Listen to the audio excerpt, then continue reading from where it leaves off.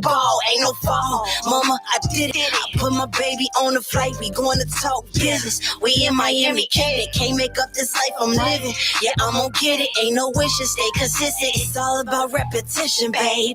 Got out the mud, I'm beating the odds. It feels so amazing. They said I couldn't do it, so you put it on God. Yeah, you must be crazy. Sit pants, I'm ready for war. Any weapon against you shall fall. You the op, ain't with y'all. From a block, then you know how I rock. I got real hitters in the spot. With pots, real hood thoughts with the moms. Cops kill us cause they wanna.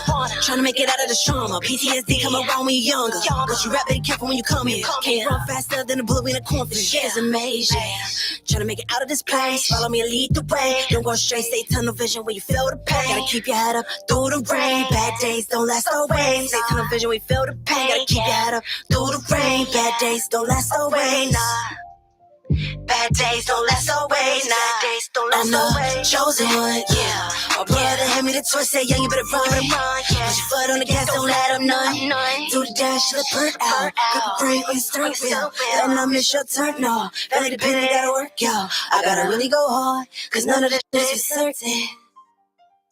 Cause none of this is for certain.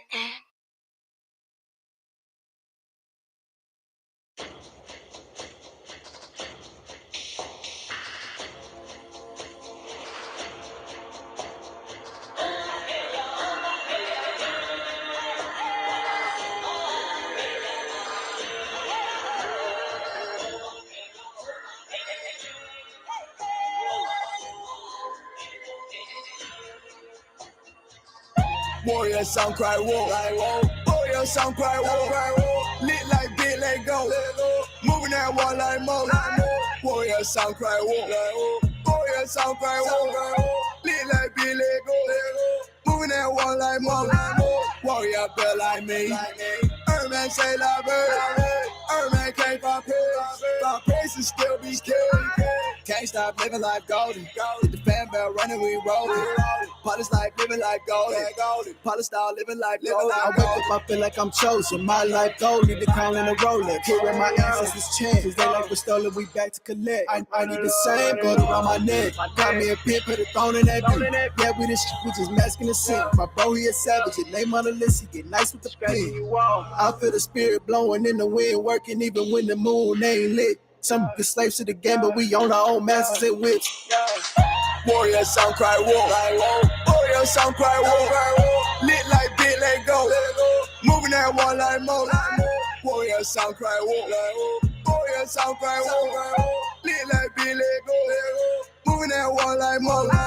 Warrior feel like me, man say la bird, man can't find pace and still be scared. Can't stop living like golden. Hit the fan bell running, we rollin'. Polish life living like golden. Polish style living like golden. Kingdom come, guess my time is arrived. Copper bricks, aboriginal rise. My ancestors told me you wait to kill Cody. You know my next movie, no surprise. I'm about to slide at the village. I got my eye on all y'all pilgrims. All you need for desecration. Spirit culture got separated. This is a war zone where my banshee sound of a battle cry ringing and dancing. Came with arrows and guns and matches. Holding my ground 10 toes and standing. Warrior sound cry whoa, warrior sound cry whoa, lit like bit, let go, moving that wall like mo. Warrior sound cry whoa, warrior sound cry whoa, lit like bit, let go, moving that wall like mo. Warrior feel like me, man say la bird, man can't find pace and still be scared. Can't stop living like golden. Hit the fan bell running, we rollin'.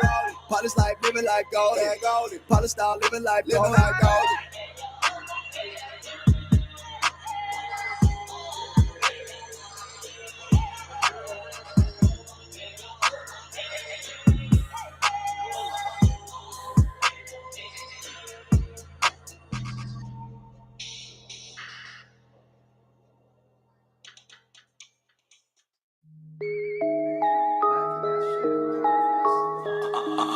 Key fully loaded. What you doing tomorrow? I'm signing street life paperwork tomorrow. Okay. MK. Yeah. I got 9 lives, I done died like 2 times. Leo, that shine so brightly, you blind. I can't stunt these, I cannot waste my time. 24/4/7, I'm on my grind, yeah. I need $1 million hand. gotta stick to the plan. Playing a role, trying to compete with your man. Face so Stevie, I got Bleezy blowing cushy at big blunts. She gon' and leave your boy with two. Yeah, that's my baby. She bossed up, yeah, to her. Yeah, turned her to a mill. She got small waist and D cups. She like the way I move my bars of dope, yeah, cocaine. Mr. Music City, they know my name. Count it up, yeah. We run. Mount it up, pound it up now. She bustin', she drop on the pole, she twerking, she cold, I'm throwing that money. I stick to the code, I'm playing my road, I'm cold. It's nothing. I've been out here pushing weight. I've been out here feeling great. Really out here having dates. Really out here living madness. Bad niggas Spanish. Break it down, roll the cabbage. Talking money, that's my language. Yeah. I've been out here pushing weight. I've been out here feeling great. Really out here having dates. Really out here living madness. Bad niggas Spanish. Break it down, roll the cabbage. Talking money, that's my language. Yeah. I got a package on the way. Half of it top shelf, the other mid-grade. Yeah, about that cheddar we don't play. Had some folk at your doorstep with Dracos and K's. Hey, that's just a safety precaution. I'm out of this red like a Martian. I got her flowing like a faucet. Hey, she said she really, really want it. She looking at me, got me folding. Cause she gon' ride it like a pony. Yeah, hey. I pave a way for my homies. I'm taking real ones with me. I walk it like I talk it. Yeah, hey, I got the juice in the city. Money done came up quickly. My be calling me Diddy. Count it up, yeah. We run. Mount it up, pound it up now. She bustin', she drop on the pole, she twerking, she cold, I'm throwing that money. I stick to the code, I'm playing my road, I'm cold. It's nothing. I've been out here pushing weight. I've been out here feeling great. Really out here having dates. Really out here living madness. Bad niggas Spanish. Break it down, roll the cabbage. Talking money, that's my language. Yeah. I've been out here pushing weight. I've been out here feeling great. Really out here having dates. Really out here living madness. Bad niggas Spanish. Break it down, roll the cabbage. Talking money, that's my language. Yeah.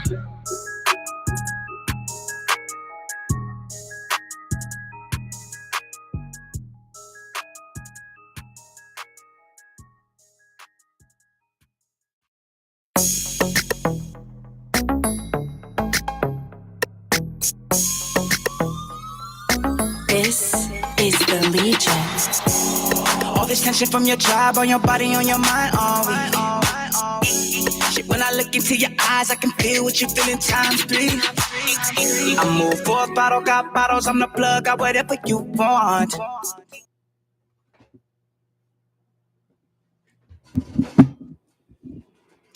All right, Omaha, Burbs the Bluffs. Welcome to the Boss Morning Show.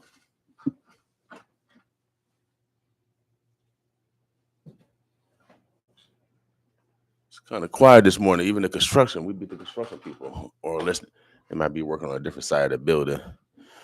It's going to be a cool day today. Right now, it's about 41 degrees. It's going to be a beautiful day, though. So get out and enjoy this Friday. Get out and enjoy it. I want to wish condolence to a couple of families that I know. They lost their mothers, the Turner family, as well as Toya and her family. Condolence to both families, like they lost their mom.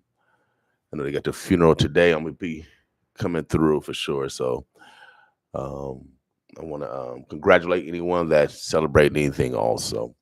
Today is Black Friday. We encourage you to support a Black business in this community because we're a community. We have to support each other. You know, today is Friday. We get our health update. We got my man Phil Rooney in the building. We're going to see how things go in regards to this corona, and as well as, you know, the change of season. We go against different, obstacles or, different dangers because of the change of the season also, besides the corona.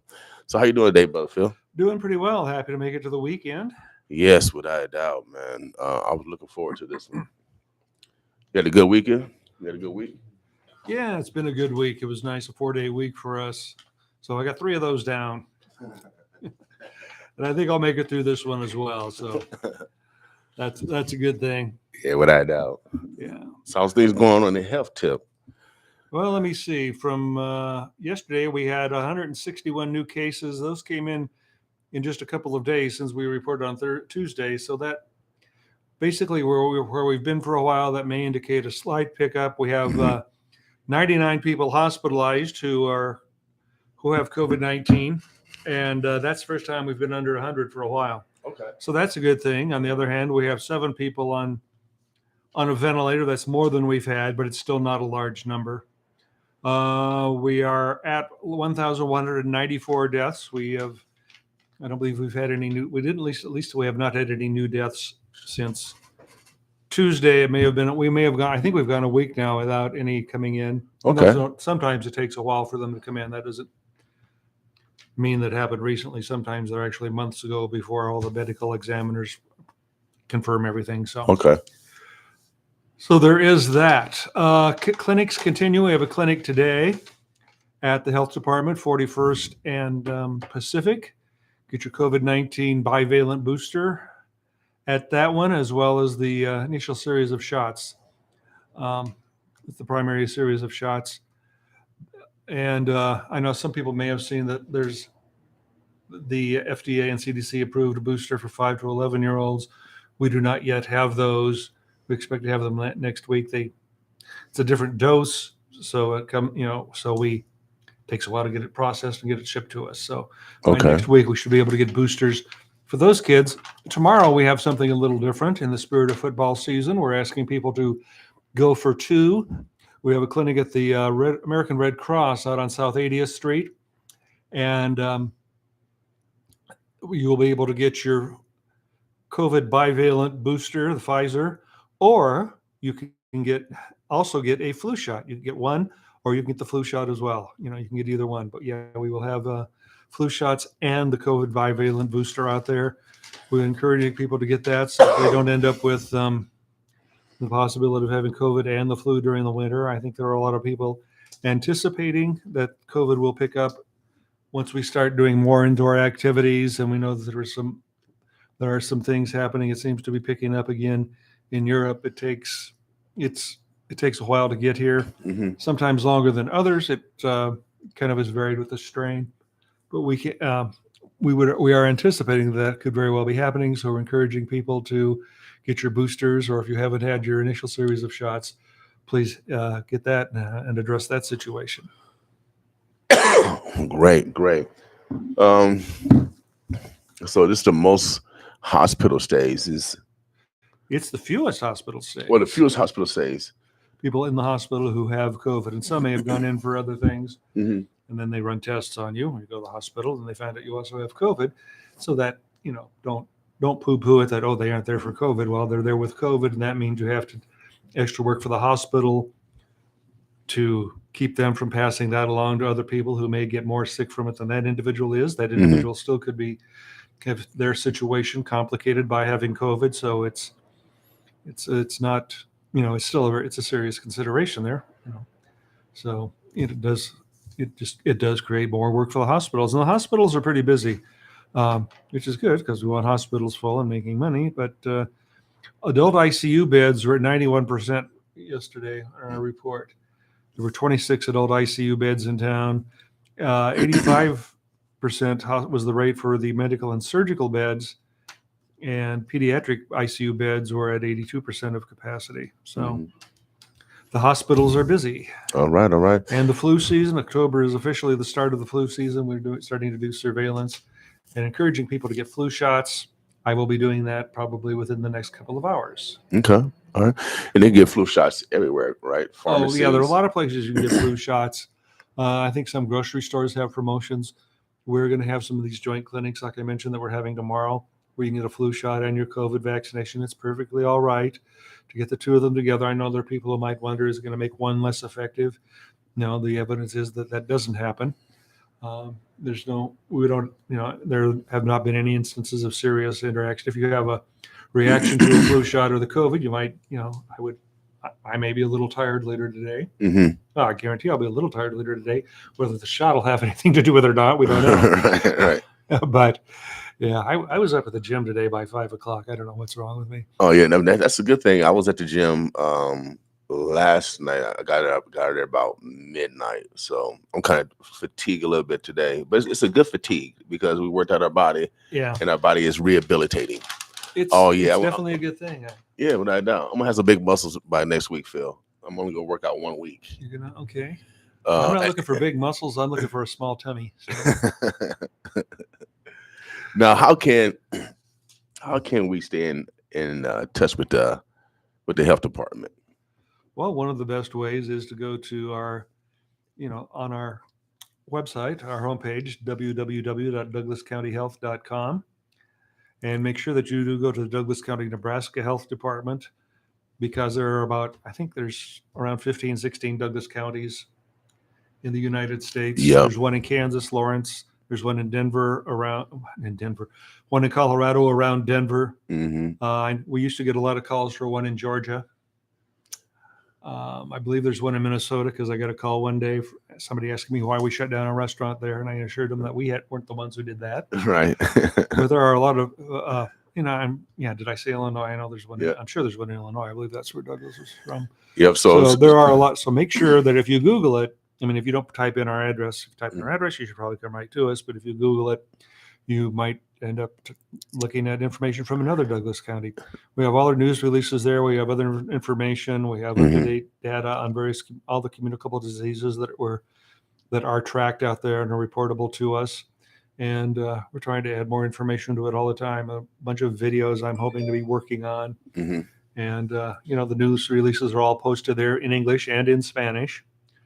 We're doing that. So that's where a lot of good information is. We have a special button on there for monkeypox at the moment, and also the at-home STI tests.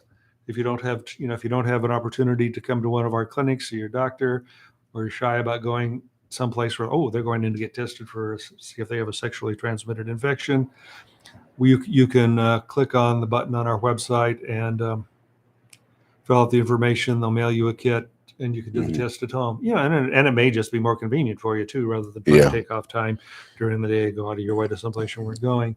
So we want to make sure that people have that information. So those things are there. I did mention monkeypox. We've only had one new case in the past 4 weeks. Okay, good. So and I know nationally there was a story in the New York Times yesterday that we seem to have pretty well stopped it in its tracks, and cases are down about 85%. But again, it's still a good idea to get vaccinated if you think you might be someone who would be at risk in certain activities. Should be, consider whether or not you're going to engage in certain type of activities where that may be spread. And of course, we also want our healthcare providers to be aware of it so that they don't become infected. Right. If somebody comes in, they have it, you start looking at a rash or something, suddenly you've infected yourself with monkeypox, perhaps. So those are, it is a disease anyone could catch, but we seem to be in pretty good shape on that one. All right. So we don't have to worry about any other outside dangers. Mosquitoes are gone? Well, I think if they're not gone, they will be by Tuesday. So it's supposed to be about 25 degrees overnight Tuesday morning. So I know some places probably within the sound of our voices have already had a hard freeze. Looks like mosquitoes are probably done for the year. I haven't checked to see if there are any more cases. We were under 10 for the year.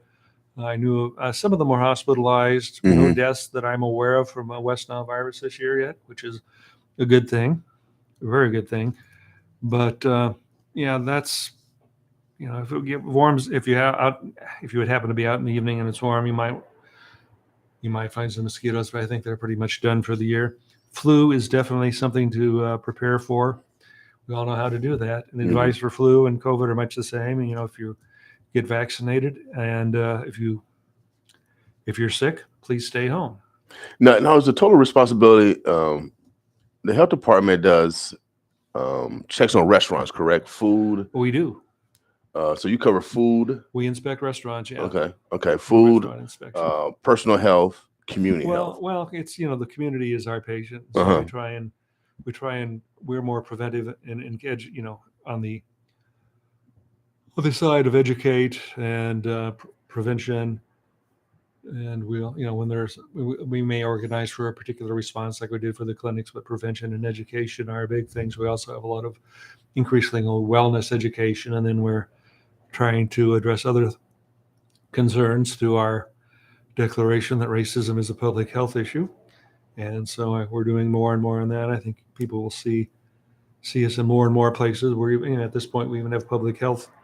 We have public health workers, community health workers located out in the community now. Mm-hmm. So a strategy has been set up for that. Yeah, and there'll be more publicity coming out on that. And you've had Jamin in here. We'll get Jamin back one of these Friday mornings with us, and we'll talk about that.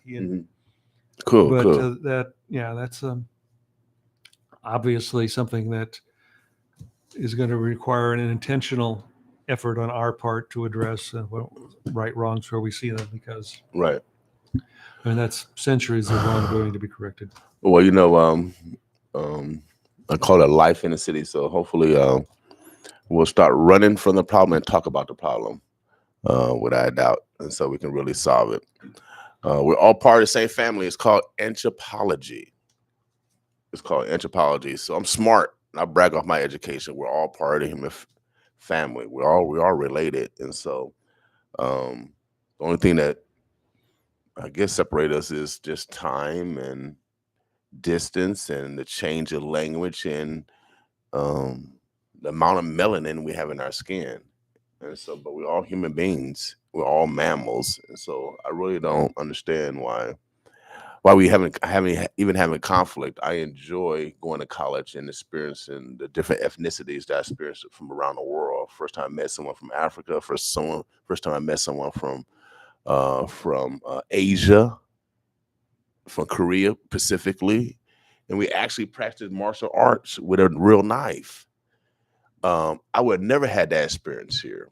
And I would have passed on the real knife part, but it'd be nice to learn some martial arts. Yeah, without a doubt. But I couldn't believe I started with a real knife and showed me how to, so it's man, obviously God loves different flavors, have different spices, we have different colors of flowers. I mean, we should embrace our differences and part of life's rich pageant. It makes life much more interesting. And it's been proven that a diverse team, a diverse population outperforms any population on Earth. That's why America is always in 1 or 2 in the medal counts during the Olympics, World Games, anything when it comes to the world, we at the top because of our diversity. We have everybody that's on our team from West Asia to Southern Africa to Southern South America. We got everybody on the America team. That's why we at the top all the time. We got to cherish our diversity. Yeah, we got to cherish our differences. Yeah, that was always kind of fun to watch the finalists or the how people finished in the Olympics, and you could see some names were definitely from certain countries, but you had no idea where the American name was going to come from. Right. So we got to embrace our diversity, y'all. We're strong together. Our adversaries are using propaganda to separate us. They're using our racisms, our isms against us, and they're winning. Right now, we are not loving each other. We loving each other. We are. And we're trying to, portray love to the community by, provide information so you can make the best decisions for your health. Health is actually wealth, y'all. It'd take $1 to get up. It'd take $10 to get up, and it'd take $100 to get up. It'd take $1 million to get up. It took my heartbeat, my brain functioning, and my blood moving to get me up. And I will give that any day over any kind of money. And my brain convincing my body get out of bed and go to the gym. Without a doubt. So let's go to the gym, y'all, this weekend. There's a lot of challenges. I'm trying to do 100 push-ups today, Phil. Try to do 100 push-ups, 10 at a time. Let's challenge each other, y'all. Let's do 100 push-ups a day, 100 sit-ups a day. Just do it. You don't do it all at one time. Do 10 at a time throughout the day. And let's start building our bodies over this winter time, because that's one thing that happens in the winter time. We sit down. We gain weight during the winter time. A lot of people do, but I think we should be more active during the winter time, y'all. We got to be more active, especially if we want to stay healthy during this pandemic. The pandemic is still not over. No, we're in a good spot with it at the moment, and we'd like to stay there, but we can't let down our guard. All right, all right. Omaha, the Burbs, the Bluffs. We got a hello, Phil, from Miss Jones. Also, off the subject. Didn't she have a birthday this week? I see on Facebook. Yeah. She's 23 years young. I'm gonna check her ID, Phil. Yeah, I think you better check her ID. Make sure Yeah, we gotta check IDs. IDs. Listening to this program? Yeah, she's every once in a while she chimes in. Some people watch us while they at work. We appreciate you guys taking time to look at us at work. I like remote work. You know what I mean? They can have a little flexibility in their day. Omaha, the Burbs are blessed. We're talking to my man Phil Rooney from the Douglas County Health Department. Make sure you guys go to DouglasCountyHealth.com. Was it .org? DouglasCounty.com. That was the domain that was available when it was set up. Okay, so make sure you guys utilize that resource. Also, if you're dealing with any type of mental stress, there's resources in this community that you can reach out to. You can get help. If you need someone to talk to, there's a national number, 988. If you need something local, you can call 211. That's anything domestically that you need in regards to shelter, paying your bills, finding food. 211 is the number ran by United Way. We appreciate all the nonprofits that look out for the community, just like the Douglas County Health Department. They provide a tremendous service. Without doubt. Also, it's WIC. All that stuff is rolling. I heard that they raised Social Security. More people are gonna get more money in the next 45 days, because it's gonna be what? It's gonna be what next New Year? What 40 some days? No, we still have maybe 60 days. We still have half this month and 2 more months to go. Yeah. I'm trying to speed it up. To 75 days. I'm trying to speed it up, y'all.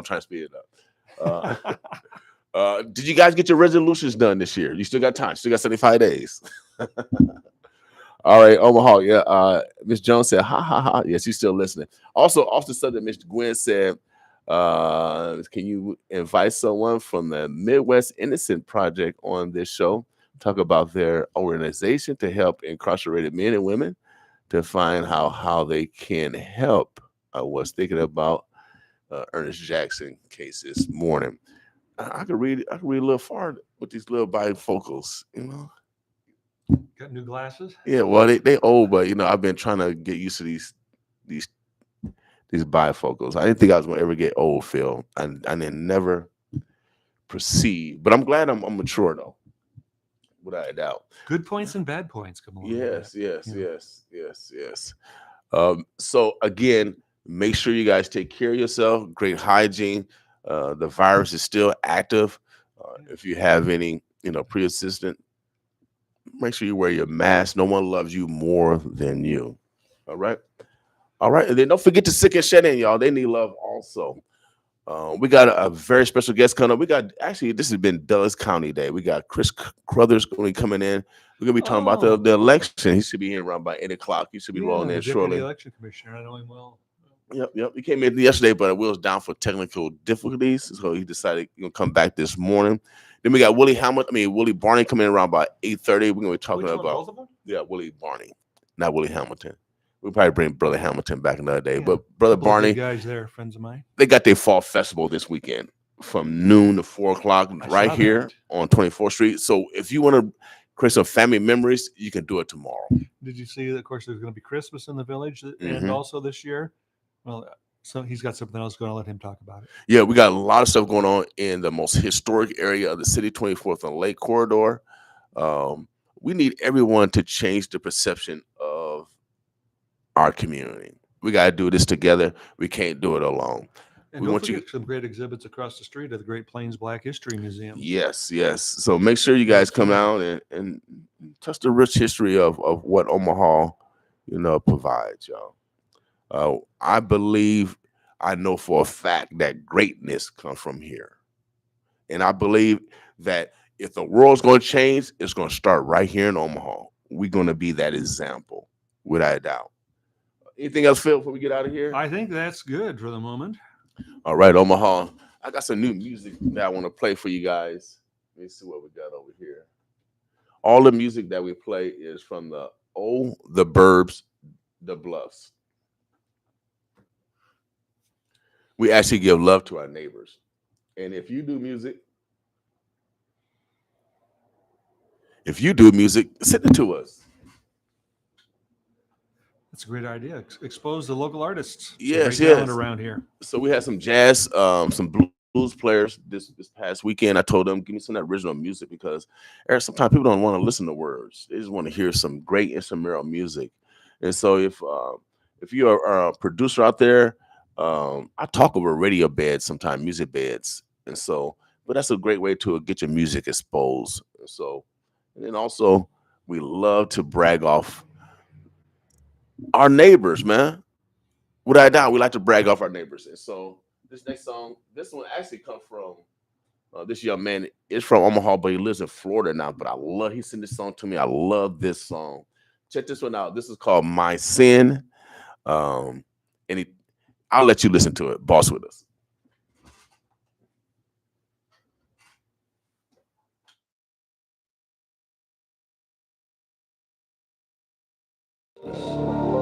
And all these things, but seek first the kingdom of God and his righteousness, and all these things will be added to you. The country that I live in, my skin is my sin. You didn't pick yours, and I didn't pick mine. It's the color that God sent you in. No, we ain't been spitting. You can check the ancient text, it's already been written. Since the old days, cause we didn't obey. Now we gotta pay the punishment that's given. It's so sad that we keep dying from our own hands. But we the chosen ones, God made us from his own hands. No generational wealth, we need to bank the loan bands. Come on. Athletes marry other races, give up their own bands. When white cops kill black men, we sparking in the streets. But when black men kill black men, ain't no marching in the streets. It ain't genetically that, but it's pathetically fat. They call me racist cause I'm unapologetically black. Been there since kindergarten, Adam, Eve in the garden. Love the Malcolm and Martin, Rashad Richie rolling Martin. When the SWAT team be barking and them riots be sparking, what we supposed to do? It feel like the race war done started. The country that I live in, my skin is my sin. You didn't pick yours, and I didn't pick mine. It's the color that God sent you in. No, we ain't been spitting. You can check the ancient text, it's already been written. Since the old days, cause we didn't obey. Now we gotta pay the punishment that's given. I sit back and I think we live life in the blink. But it's a blessing even though it pushes to the brink. Need to be family first, our family is cursed. But the words say the charity starts at home. And I'ma fall short of the glory, but I'ma strive till I'm gone. And I pray every day, need God in every way. I pray for frenemies, I pray for enemies. I pray for hustlers in these streets that's out here getting cheese. The Most High sending these messages, hope you getting these. The Most High sending these messages, hope you getting these. The country that I live in, my skin is my sin. You didn't pick yours, and I didn't pick mine. It's the color that God sent you in. No, we ain't been spitting. You can check the ancient text, it's already been written. Since the old days, cause we didn't obey. Now we gotta pay the punishment that's given.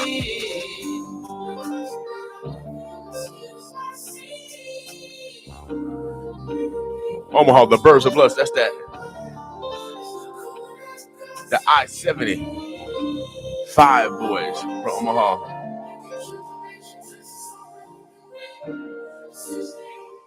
Oh yeah, My Sin. We keep rolling y'all new music. It's Black Friday. We encourage you to support a black business. The reason why, because black people support everybody business in this community. Just want you guys to spend a little bit of money with us. Let's create some relationships. By doing business.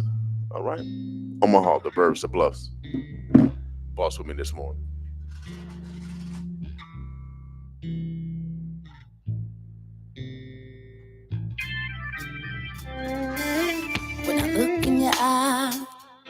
It's really no surprise. The tingle in my spine. You give New music. J Keys. Kira Mache. I'm trying to blaze some. Can you feel the vibration? Standing on that firm foundation. Raise the vibration. Ay, run it up, get it up, ay, get to the bag and fill it up, ay, push it up, rip it up, tear it up, burn it up, manifest all of it, answer the call of it, raise the vibration, I hope I didn't spoil it, take a little break and get back to boiling, feel it on another level, charged up, never underestimate how deep the roots can't dig 'em up, Papa showed me better than he told me, man, I'm living proof, manifest reality, I promise I'm the living truth. I'm trying to blaze some. Can you feel the vibration? Standing on that firm foundation. Raise the vibration. I'm trying to blaze some. Can you feel the vibration? Standing on that firm foundation. Raise the vibration. Said I'll rise up like a phoenix out the ashes. Seen all of my scars and know the history is tragic. Imagine past my limitations, they call it magic. I call it manifesting, I call it man I'm blessed with. Everything I wish I had when I was adolescent. I see the bigger picture, now I'm passing all the testing. They asking all them questions, harassing and arresting. I'm just blazing up, trying to fly out this dimension. I'm trying to blaze some. Can you feel the vibration? Standing on that firm foundation. Raise the vibration. I'm trying to blaze some. Can you feel the vibration? Standing on that firm foundation. Raise the vibration. I'm trying to blaze some. Can you feel the vibration? Standing on that firm foundation. Raise the vibration. I'm trying to blaze some. Can you feel the vibration? Standing on that firm foundation. Raise the vibration.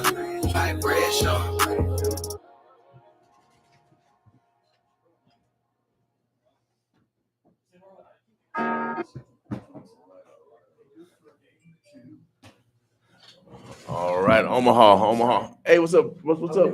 Congressman. I haven't seen Congressman. We get Brother Cathers out. You know, he runs the election. Oh, yeah. We have to bring the top guy in, y'all. We had to bring the top guy in this morning because you know why? Because it's election season. Come on over here, Chris. You know, I did brush my teeth. I got some deodorant on. But Chris came through yesterday. You know, we had some technical difficulties, but he promised to come back. You know, he's a public servant. Thank you. He's a public servant. And when you're a public servant, oh, yeah, you know that you got to serve, baby. You got to serve. Omaha, the birds of blessed.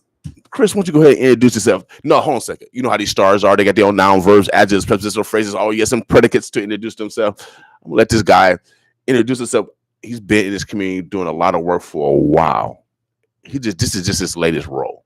Go ahead and introduce yourself. Chris, let us know what you're here for and how do you make us feel calm? Well, the main thing my name's Chris Cathers. I'm the Chief Deputy Election Commissioner. One person who worked for us during the election described my role as being the balance on the teeter-totter. Between the commissioner and I, we both come from different political parties, but we both have the dedication to make the election work fairly and easily for everyone. So that's how we approach it. So I want to get over with all the myths going on right now. all the myths. So we can get them out the way, all the conspiracy stuff. Now, the election machines, are they connected to the internet? No, they're not connected to each other.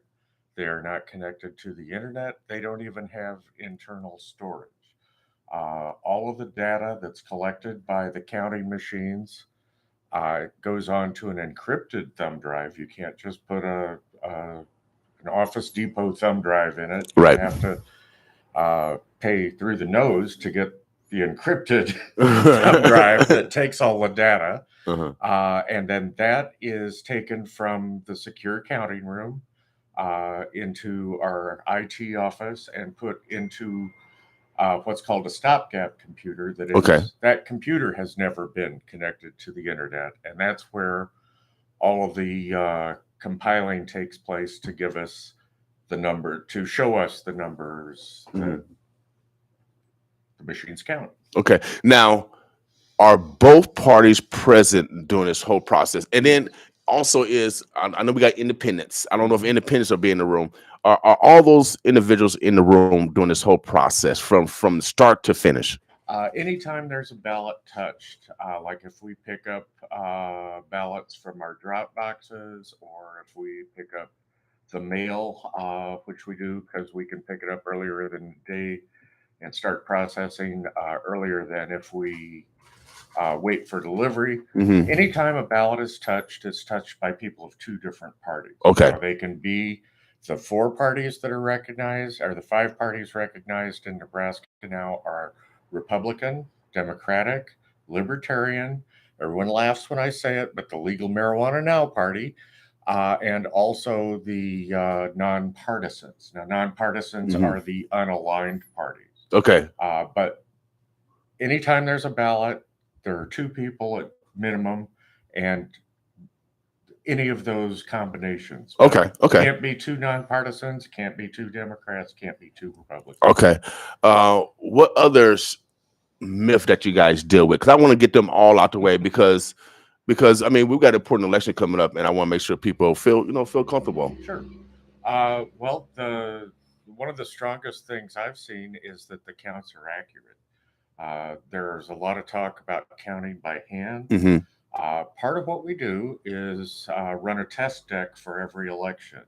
With that test deck, we know we do 3 sets of test decks.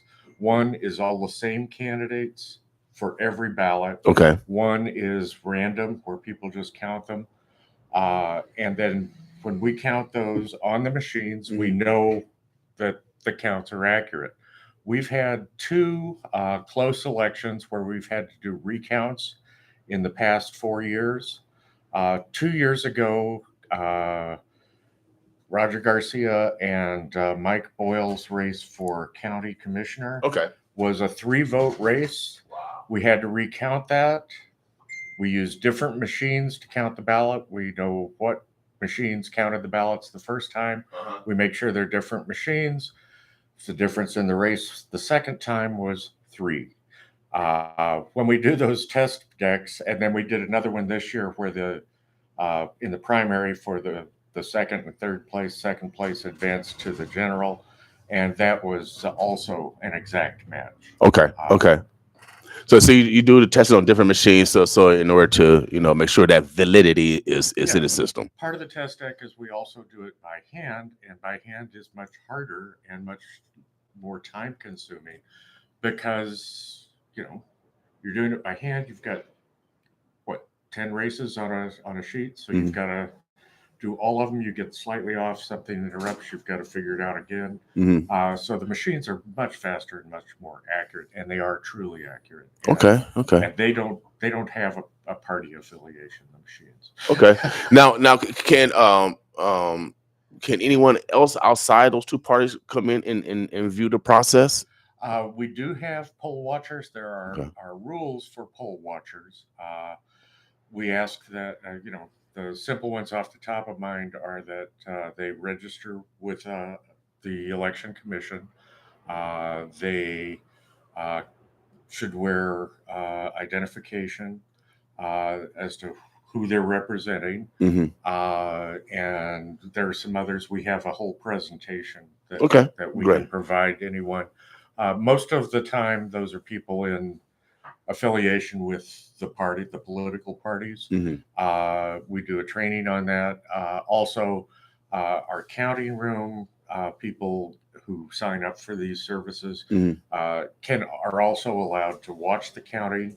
No one can be within 10 feet of a ballot itself other than the election, the person casting the ballot. But we do have windows up on our counting room, and an internal video feed, so people who are watching can see the counting room and the activity. I've served as an observer for the counting. Mm-hmm. It's just about as exciting as watching paint dry, because you do get to see the stack of ballots placed into the machine, Right. the machine turned on, and then the ballots disappear by running through the machine and ending up in a different place. So it's sort of magic, but it's not terribly exciting. I see you guys a paperwork there. So are those deadlines or important dates that we need to pay attention to? Important deadlines. If you're registering to vote, next Friday, the October 21st, a week from today, is the last day you can register by outside agencies. So that's by mail, online, or through a voter registration drive, or if you just fill out a voter registration form and drop that into one of our drop boxes. Those need to be in by 5 p.m. Mm-hmm. Postmarked. This is one of the few cases where a postmark will count for a voter registration. Okay. We do not accept postmarks for the ballots. They have to be in by 8 p.m. on election day, period. No exceptions. Okay. But that's deadline a week from today. The next Friday, October 28th, is the last day you can register and vote in the election. Now, you can register that additional week, but you have to come to our office at 2220 Center Street, the northwest corner of 120th and Center. Yeah, can't miss a big parking lot. And finally, if you were ever at the old office, we replaced our 16 parking spots with over 200 plus a shopping center for overflow. Right. And then this year, we're also going to be open 2 extra evenings the last 2 weeks prior to the election. So Tuesday, October 25th, Thursday, October 27th,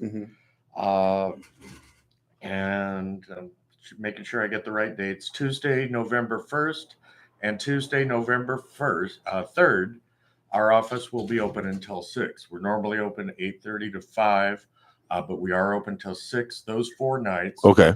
Additionally, we'll be open on Saturday for the 2 Saturdays prior to the election. So Saturday, October 29th, and Saturday, November 5th, will be open from 9 a.m. to 1 p.m. And you can vote at that time, or you can pick up a ballot for early voting and return it to us. But those dates, we're trying to be a little more user friendly. So that's something that Commissioner Cruz has instituted, and I think we've done it previously, and we expanded it this year, and we're thinking that's going to work real well. Right. Anything else going on with the commission that we need to pay attention to, or regular citizens need to how can we help you guys? Well, if you have an early voting ballot, please return it as early as possible. One of the main things is to make sure you sign the envelope for returning the envelope. If it's not signed, we can't accept it. That is what we use to identify the voter and make sure that the ballot went to the right person and is coming back from the right person. So the signature is key to making the early voting ballot acceptable. This year, we're expecting about half of the election to be by early vote. So that's up. We've been at about 27% prior to 2020. 2020, because of the pandemic, those numbers went up to about 72% by mail, 68 for both primary and general. But we think this year it's going to be about 50%. Okay, cool. Mail-in ballots. Is there a deadline on them? You say they have to be ordered. You can order a mail-in ballot, an early vote ballot. Make sure I have the right date. I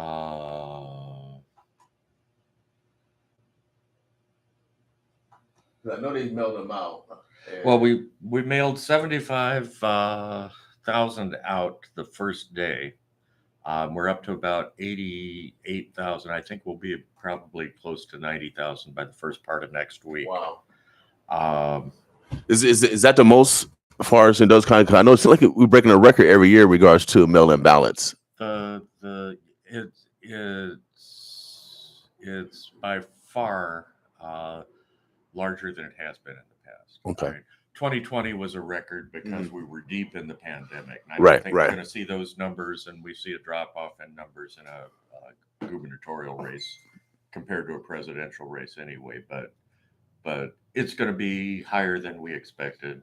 We had thought at this point we'd be at, under normal circumstances, we'd maybe be at 35%. Okay. But we're going to be at about 50%.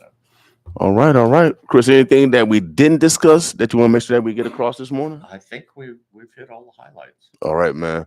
Omaha, the Burbs of Bless. We got our representative from the election commission. Oh, man, I got goosebumps. God is in the house. Oh, yeah, we're going to have a great election. We want everyone to participate. This is America. This is America. Blood, sweat, and tears for this freedom. Blood, sweat, and tears for this freedom. And we shouldn't let this it's free to go to the ballot and to participate. Chris, man, we appreciate you your dedication. Hold on, we can get a picture. We got to get the handsomeness in the building. We get all the handsomeness in the building. And then we're gonna make sure we got our special guest in the house. We get the congressman and my man. We got all his handsomeness in the building. Chris, man, we really appreciate you, and we really appreciate you working with the other party, because the election commission is the example of how Democrats and Republicans should work together. I think so, without a doubt. I'm glad you guys are working together with harmony, no controversy, no conspiracy theories, and both parties are working in harmony to make sure that this election is safe. Man, I really appreciate it. Omaha, the Birds of Bless. Oh, yeah, we got our next guest coming in, and he's just hot off the debate. I missed it yesterday. I missed it. I wanted to be there. They had some good lunch over at the press club. I'm one of the press club members. Shouts out to the press club for bringing dialogue to the community. Thank you, press club, without a doubt. And then also, that's probably one of the fanciest lounges in the whole community. I love the press club. You see the whole city. But we got our very special guest in the house, our representative, Brother Bacon. I don't know. I wish I had some bacon this morning because I'm hungry. Chris, did you eat this morning? No. Okay, well, we're going to eat after this, y'all. But we're going to take a quick break. We're going to bring our guests in. We got my man, Congressman is in the building. We're going to dialogue again. The election is here, y'all. The election is here. Thanks, Chris. Appreciate you. Thank you. Well, we're just going to bring the Congressman right on in. We ain't going to take no musical break because the Congressman has been traveling. He's also had appendicitis. I think is that what they call? Is it called appendicitis? And so, as you see, he's back up, moving, grooving. Yeah, appendicitis. Yeah. And he talking smack. He was in the debate yesterday. Yeah, I don't recommend appendicitis for anybody. I heard. Now, how did you know you had appendicitis? I mean, what was the feeling? It's really misleading. At first, you think maybe you ate bad food, maybe stomach flu. So Tuesday night, 2 weeks ago, I felt like I had a tummy ache, but there was no other symptom like vomiting or anything like that. And then the next morning, it was a little worse. And I was flying to Washington, D.C. to vote. And in the plane, it started moving over to my side over the appendix. I could feel it because it was more of a general pain. Right. So when I landed, I said, man, I think I got appendicitis. I went to the doctor. The doctor says, Don, you're too old to have appendicitis. And it's taken too long for it to manifest itself. So it's probably too much information here, but he says, you have an intestinal problem. So we're going to give you some laxatives. Go home. Right. Oh, man. So 5 hours later, I'm in dire pain. I have a fever. So I Ubered to the emergency room. And 2 hours later, they were cutting out my appendix. Wow. It was the worst pain I have felt, maybe outside of I broke a rib one time. Oh, really? Yeah, it was really sharp pain. I couldn't even stand up at the end. So it was relief to have it out. Well, without a doubt. Now, I heard it was big. Yeah, 3 times the normal size. The doctor said, man, you got a big boy in there. Okay. That's the quote. I know. Amongst the pain, I remember that line. Okay, well, he got a big boy in there. Oh, well, he's not pregnant, y'all. It was not a pretty appendix, no. Well, Omaha, we're again. Brother Bacon is our representative. He's been around for how long? You been around now? I just 6 years. Yeah, I got elected in November 2016, said the oath in January 2017. So you basically at the tenure of a senator, because senators get 6 years. But 3 elections to match 1. I know. I mean, you're in constant rotation of election. Now, yesterday you just got hot off the debate. I watched it. I seen the recap. Well, how do you think you did? Well, there's 2 things I really wanted. Well, there's really about 4 things I want to stress. I think 2 that we were really good on. One is my opponent's a big tax raiser, and he's trying to hide it by saying he voted for the last tax increase, even though, and the voters are going to hear a lot about this in the weeks to come, because a lot of his peers in the unicameral are offended that he's running on this because he opposed it at every step of the way. So you're going to hear from some of his peers from the unicameral saying, hey, man, he voted against it. He fought. He did everything he could to stop the tax cut. But right at the end, when it was going to pass, he flips his vote. Now he's running on it. That would be one thing. But then there's all the other tax increases he voted for or proposed. He proposed, was his bill, to make us the 5th highest income tax state in the country, right behind his home state of New York City or New York. And he also voted for another, that was a $600 million income tax increase. That was his bill. Not that he just voted for it. He proposed it. And then he voted for a $320 million tax increase. Thankfully, it didn't pass. He was able to stop a $590 million tax cut a couple of years ago. He was one of the deciding votes on that. So he's got a long history of voting for tax increases. And plus, when he's on the school board, he voted for about $430 million property tax increase for Douglas County. So for him to run as a tax cutter is just BS. And so I think we did a good job stressing that. He was trying to mislead voters. Also, I think we did a good job convincing, because I've heard from all over, who is the actual extremist on abortion. He wants abortion on demand until birth. Now he says, I do not. But then they challenged him, and we got challenged again yesterday by the media after the debate. Well, what restrictions do you have? Well, none. So if you have 0 restrictions, that is abortion on demand until birth. And we have that in this country. It's sad. Is an 8-month unborn child deserving of some protections here? He says no. And so literally less than 1 in 10 Americans, or 1 in 5 Americans, support that policy position. In fact, it's aligned with North Korea and China's policies. All of Europe has gone to 12 to 15 weeks, right? And I think they see the science. Now, I'm a pro-life person. I'm a Christian. I believe God made us in his image. But I also know as an elected official, you can only do what the voters will allow you to do. And right now, without doubt, the voters overwhelmingly support a 15-week restriction. I think we can move forward and do that and be with the rest of Europe.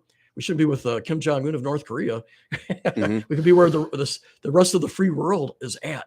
Now, I see some of the ads. I mean, when it came to abortion, they said that you don't believe in abortion and incest and rape.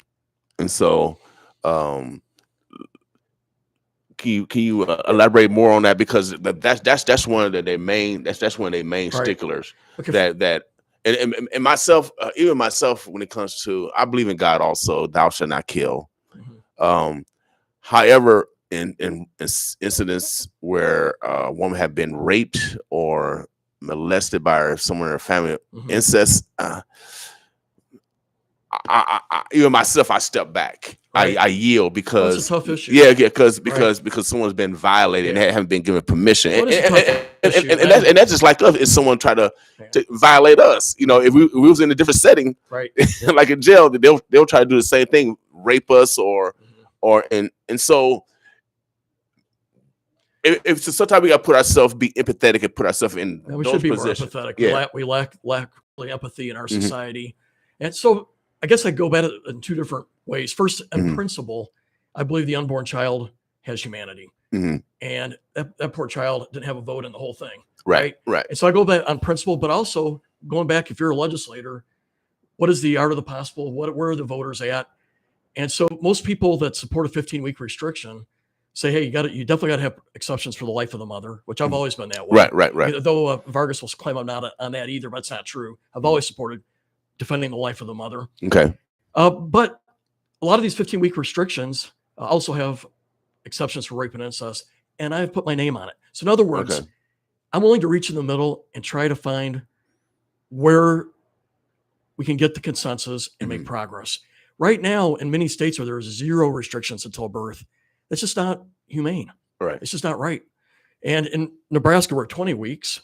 That's better than like New York or California, I would say. But I do believe that the average Nebraskan, and I think the evidence is overwhelming. And by the way, we do 7,000 contacts a week, our campaign team. So I got a pretty good feel for what's going on here. Right. I do 6, 8, 9, 10 events a day when I'm home. Right.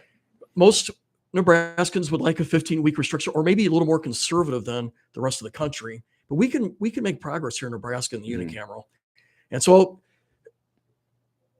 but I would also flip this for those who are concerned with the rape incidents. Why does my opponent support allowing rapists to meet a parole board 2 years early? I don't want a rapist out early. Well, you know, I mean, that would, because he voted to allow all felons to meet the parole board 2 years early. I'm not opposed to meeting a parole board. Why are you moving it up 2 years? I don't want violent criminals out early because they're just going to victimize. There'll be a lot more victims that come out of it. Well, and potentially, without a doubt, especially when it comes to sexual crimes, those are the highest to rehabilitate. I'm letting you know for real. My degree is in behavioral science, and I work with those individuals.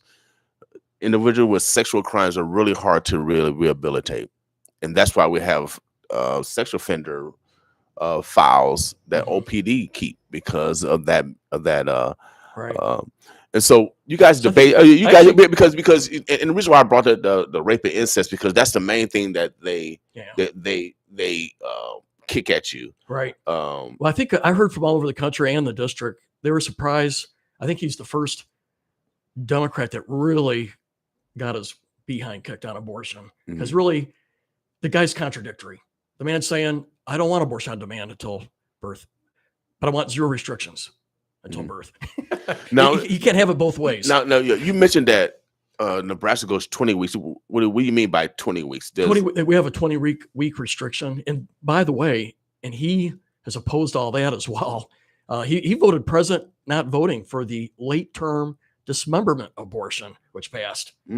So, but he didn't even vote on that, yes or no. So I think it's also important to know that on tough votes, the guy dodges, right? But now Nebraska's policies right now is at 20 weeks. Okay. And that's better than New York or California, that's for sure. So that 20 weeks before you can have an abortion? Yeah, you got to do it before 20 weeks. Oh, okay. You got to do it before 20 weeks. Okay. Right. Okay. 20 weeks, that's what, 4 months? That'll be 5. Wow, that's laying the stage. Well, you know, that's really, I mean, the babies are actually showing. The babies are actually showing. And legs and a heartbeat, brain. Oh man, they're sucking at their thumb. Wow. There is humanity here, and I know that we have. By the way, on the other side of the aisle, they always say you're pro-birth. That's just baloney. You know, I've adopted 2 kids. My wife ran a crisis pregnancy center in Tucson to ensure women that were struggling with newborns would get a baby stroller, car seats, clothes, and we put our faith into action. It's not just being pro-life on the unborn child. It's about helping people in need. We got great agencies here in town. You know, we have EPS, we have Assure that really help out women in need that need help. So this is a team effort. We just can't quote be the pro-life thing, but we got to be the more holistic view, and I've been that way. Yeah, but I doubt, because we do got a high influx of foster care right now, y'all. 400,000 kids, and a lot of them are brown. A lot of those individuals are brown, and so I'm the chair of the foster care caucus in the House, and we're trying to make progress on foster care policy. My heart's with them. I've been involved with the foster care system since 2004, and we want to make a difference. But I doubt. By the way, I would say one last thing. He was trying to avoid the responsibilities of the key issues facing our country from a all Democrat-controlled White House, Senate, and House. Clearly, the number one issue in our state, our district, is the cost of living. Eggs are up 38%. Right. Gas is up 25%. Airfare is 33%. I can just go on and on.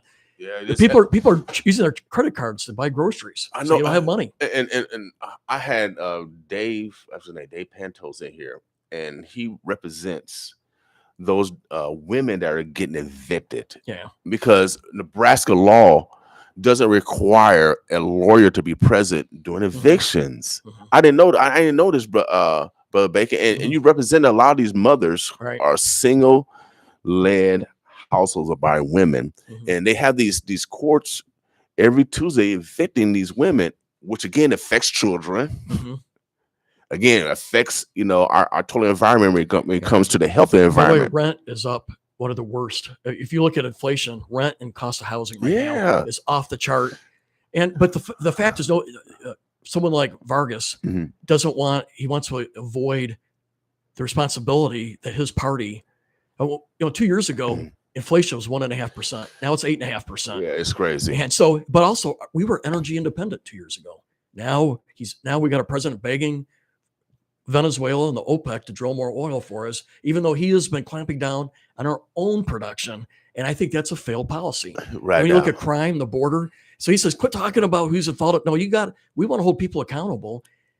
My opponent will be a rubber stamp for Nancy Pelosi on these policies that are a mess right now. They're hurting our country. So I think we made that point very clear too, though. He was trying to dodge, again, any of that. It's like, hey, why are you trying to talk about who's at fault for inflation and energy policy? Well, because it wasn't a problem 2 years ago, and now it is. It is, and right now when in poor communities, y'all. I study sociology. In poor communities, when resources aren't there, then it's kind of like the Pavlov theory. If people start, attacking each other, y'all. So we need to really really look at our leadership. I don't care if they're a D or R. We really need to look at who's actually doing the work and making sure that we keep them in there. So one of the weird things is he was trying to say a late term abortion, 7, 8, 9 months, is pro-woman. By the way, 4 out of 5 Americans reject that, to include 4 out of 5 women. It's we're not going to let them get away with the propaganda. Well, you know what? When it comes to thou shalt not kill, just I love God, so we're getting at the debate because we're never gonna win. I'm with you. I'm a fellow believer. Yeah, we gonna win the abortion debate, but I believe in God, and I'm yielding. Forget I'm not unapologetic. Yeah, we should all be like you. We got to share faith and be like God calls us to be an ambassador. So. Well, I'm glad my mama kept me around, boy. Boy, I'm glad my mama kept me. Yeah, I was the oldest of 9, and I was told I was totally unexpected. I also appreciate that I was given a chance. Yeah, without a doubt. And for those that are making decisions, you guys wouldn't be alive either if someone made a different decision. And so we got to remember that also. Remember that also for those that's on the other side. You would not exist if your family had the same opinion that you had. You would not be in existence. And so let's be respectful to each other, okay? In reality. So what else is going on with the campaign? I mean, obviously you feel strong. You went through a surgery. You look strong. You ran up the stairs. You're on God level. You went 20 stairs. You weren't even breathing hard. I think your campaign manager was breathing harder than you were. Today is the day I can start running again. So that's why I see you come up the stairs like that. They said I could walk 5 miles a day, but wait 2 weeks and then start running. Okay. So I'm hoping. I wanted to run today, but my team's got me working 14 hours. I don't know. No, they got me working 14 hours a day. Hey, I see you come up the stairs like it wasn't nothing. Yeah. So the campaign, what else is going on with the campaign? What thing that you want to what misnomer that's on TV that you wanted to talk about? Because I've been seeing a lot of stuff. What do you want to talk about? Because a lot of stuff is from PACs from outside the community also. Well, both really my opponent's campaign and the outside group's campaign from their, I call them one-trick ponies. Really, they're one-trick Tonys. And it's all about abortion on demand until birth. And, there's only so many voters. And, they treat Omaha like New York City. And he's from New York City. Omaha is not this radical pro-choice community. We got a large Catholic community, a lot of evangelicals. I'm one. And I think they've really misjudged Omaha on this, especially having the position of abortion on demand until birth. It's really wrong. It doesn't, and it's not. It's a minority position by far, not even 1 in 5 voters. But that's really been their whole thing. Now, on my side, I have 3 messages that I've been focusing on. First, you can't just be against something and win. Right. So I tell them I've passed 13 bills that have made life better for local citizens here. We've gotten $1 billion for Offutt to get it rebuilt after the floods, a brand new runway, $165 million. We got a $600 million plan for Epley Airfield. It's going to be the best in the Midwest. It rhymes up. Yeah, I've been working on that. Right? Without heck yeah. You on the hip hop station. We got a $2.5 billion plan for UNMC to make it a research center with 10,000 highly paid researchers and scientists coming in for that. $3 billion in roads, bridges, rural broadband, which you're working on personally. Yes. And replacing out lead pipes right here in North Omaha. So I have a record of success for bringing in things that this needs. And I get that thanks. I'm bipartisan. Democrats work with me in Congress. And so, in fact, I was rated the number one elected official in America for seeking consensus. And Georgetown has me at 12 of 435 for bipartisanship.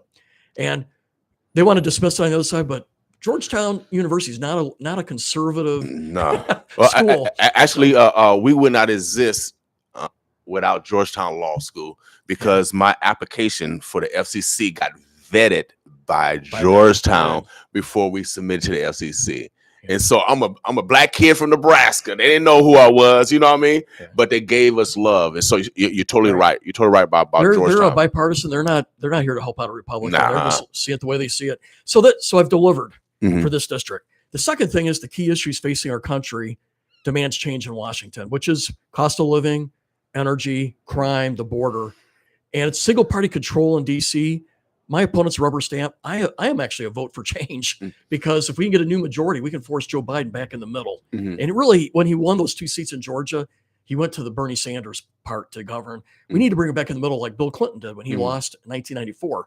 The third thing is we're just going to make sure we show that my opponent wanted to make Nebraska the 5th highest income tax state. He voted to release dangerous felons out 2 years early.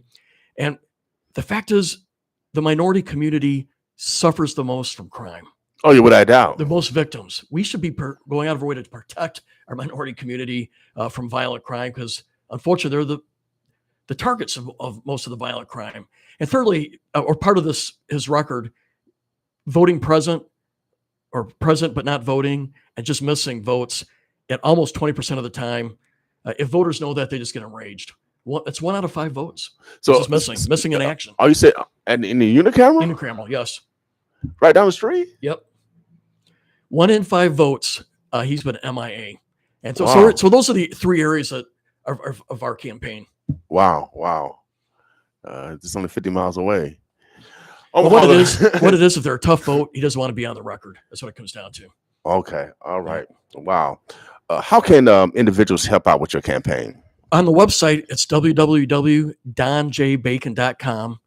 You can request a sign. You can say you want to be a volunteer, which means you can maybe work phones, go door to door, put out yard signs, whatever it may be. Or it also has a contribute donation tab there. And every dollar I get right now, we're going to put into TV, radio, and digital. And as you know, we're investing with you. Yes.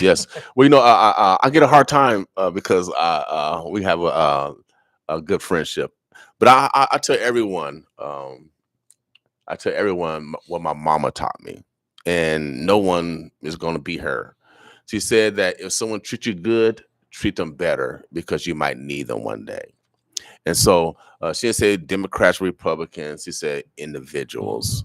And so we should judge people by individuals, not idea or not by all these other things. And you should have the freedom to believe what you want to believe. Yes. There's too much on the Democrat circles today that are trying to compel and force people, saying, if your skin's a certain way, you got to vote or line that way. No, you're an American. You're welcome to your views. And I think your faith drives you certain ways as well. But as an American, you have a total right to believe what you want to believe. Period. And don't let anyone shame you for otherwise. I mean, and you're not alone. It's an issue throughout our country. Yeah, I get it. But I just get it with a smile, because I know my mama taught me. And for someone to say that to me, to cause division, then that means that's their personality. My personality is not like that, to create division. If you treat me good, I don't care. I don't care what you look like. I'm gonna love you, period. And so one of the stark things that we're seeing right now in the country, I think we see the beginning phases here, but the Hispanic community in Texas are flipping Republican big time. There's districts in Texas that have never voted for Republican that voted Republican last time, because they're so angry at the border. And we're seeing it in New Mexico right now as well. We're starting to see it in Arizona. We're seeing last night I was at an event. I had a lot of folks come up to me. My point being is, Republicans got to reach out and say what we believe in. Right. And we welcome everyone. But I think pro-faith, pro-family, pro-small business, that appeals to many people. How can we change the perception of minority community? Because I tell all the time, my name is Martin. My name is King. Martin Luther King is a family, part of my family. We were Republican before, King and Kennedy, got together and switched, minority votes to majority Democrat. But actually, minorities, we participated in the Republican Party before then. You did. It was about 1960 where you start seeing that transition. I think Republicans got to make clear that we love everyone. Mm-hmm. We want everyone to have a seat at the table. People like Tim Scott from South Carolina. Mm-hmm. I mean, I love that guy. Mm-hmm. But we got to be the party that's American, not aligned with any one ethnic group. That we work for everyone. Pro-faith, pro-family, pro-small business, pro-freedom. Those are our messages. And we got. And the reason I'm gonna say this on the record, because the reason why I get criticism and the reason why we have a good friendship, because I'm pretty sure he took a lot of arrows and a lot of punches when I led the Republican election party. You did a great job. Yeah, and I'm pretty sure I was a Democrat, a black, leading the whole Republicans, and he asked me to do it, and I still get repercussions because of that. But I knew for a fact that he didn't care what other people perceive. He judged me as a regular human. I really being. didn't know what your party affiliation is. It doesn't matter. I know you have a good heart. Yeah, without a doubt. And so we gotta really get beyond the D's and R's, y'all, and really look at people that actually are wholesome in their behavior. And so, what else on your campaign that you've been dealing with that you want to make sure that voters know that no, that's not right. This is the course that we're going. Really, the only message the other side has is abortion on demand until birth. It's really the only thing they're putting on TV. Right. Frankly, as a criticism. I stick to my own message again, that we've delivered great results. The issues are demanding change in Washington. What's working? The single party control in DC is not working. Yeah. And we need to have a check and balance. And thirdly, my opponent is really a New York City liberal, and he's got a voting record for that. That's really going to be. I'm going to stick to my message, right. I guess. Yeah, and then when it comes to the border and illegal immigration, I have people from this community. Mm-hmm. They're qualified for Section 8 for housing. Right. They can't find out housing. There's impacts because folks who've come here illegally are being put in these areas. We're seeing right now Americans are being displaced. That's a problem. Yeah, I mean, you see it all around the country. They moving people out to shelter to move people in. I mean, when are we going to look? Yes. When are we look for Americans? Take care of Americans. When we're actually going to take care of Americans? Honestly. Right. Well, that's the problem with the federal government right now. Joe Biden and the federal government is not enforcing the border. And it has very little impact on the federal government. It has huge impact on locals, cities, and schools. Right now. And they're the ones taking. That's why people in Texas and New Mexico and Arizona are enraged. Their schools can't handle it. Their cities can't handle it. Their towns, they don't have the resources. But the federal government has very little impact. And they're the ones who are not doing their job. But yet, and I've read some articles on this, how Americans are being moved out of homeless shelters. Yes. To have room for folks that have come here illegally. And it falls on the local. The locals are shouldering the burden. They're trying to figure out how to handle it. Right. We're talking 4 million people. That's twice the size of Nebraska. Yeah, without a doubt. I mean, come on, y'all. I mean, really. And if you really, y'all. I mean, y'all want to push on the rug like people ain't working. We work. But I'm telling you, it's not a ethnic thing. Is this? I can't go to Mexico. I can't go to Canada. No, I can't. There's even broader issues here. Don Klein, our county attorney, said there's been a 400% increase in fentanyl overdoses in 2 years. And it's really tied right to the border. We're losing 150 people a day in the country from fentanyl. It's not being produced over here. Yeah, it's coming over from China through the southern border. So it's not. I feel for the people who want to come here for a better life, but it's still got to be done legally. And there's got to be some limits to what we can do. What can we do? What can we do in regards to getting all our money back from China? All right. putting that money in South America. And help get our money create jobs there. Yeah, so they won't Right. so they won't be coming up. So they won't be coming up here. I mean, and then we can go down there and visit them. Right. You know what I mean? And we do have some, like we have some car plants in Mexico, for example. There is some of that we can do, but we have to look at our supply chain in China and realize that when the going gets rough, they can shut them down. So we've seen that. Why give money to our enemy?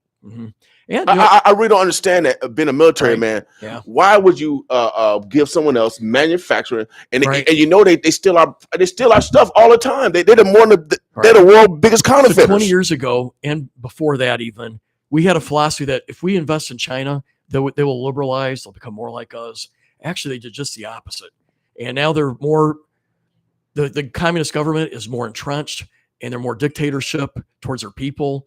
Ruthless towards their people. You see what they're doing to the Uyghur population with slave labor.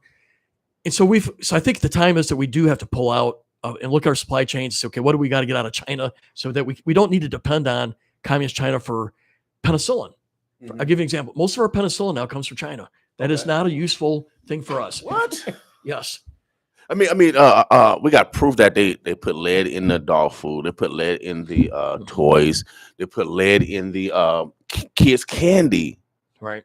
I mean, or say TikTok is Chinese. They're able to track Americans. There's an intelligence application for that that we have to be careful about. So anytime you do something that's Chinese communist government affiliated on the web, or it's digitized with IP, the Chinese use it as part of their intelligence apparatus. And so someone sent me a TikTok thing the other day, say, no thanks. Right. Stay off that. So, I mean, now you've been a general. Off the Air Force Base run the world. I don't care what nobody say. When 9/11 happened, where they fly. We run the world around here. Well, period. So such a privilege to command it for 2 years. I loved being a part of the base. I was actually there for 3 assignments, so I love off it. So man, I just don't understand why we giving money to our enemies. I really don't understand. I think we now realize. Really don't understand it. I really don't understand it. I think we realize now that they are our adversary, but say it was really not until 2016 did we really come to that point. But for 20, 30 years before that, we thought we could bring them into the family. And then we see, no, they're actually doing just the opposite. They're trying to take all our technology. They made it clear they want to be the superpower in Asia now and the world superpower 20 and 30 years from now. Well, I mean, so they want to supplant us, no doubt. Well, I mean, if America keeps giving them money, if America keep investing in them, that's what's going to happen. Right. It's just really simple. I don't know I don't know.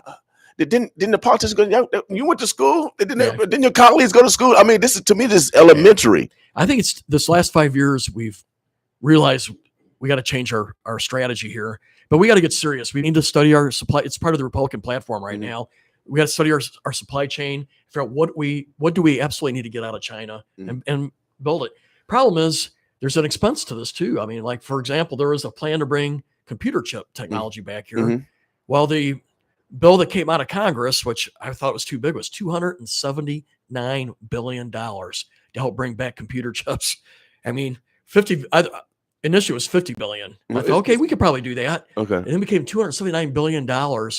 And so, we also got a problem that we're in debt.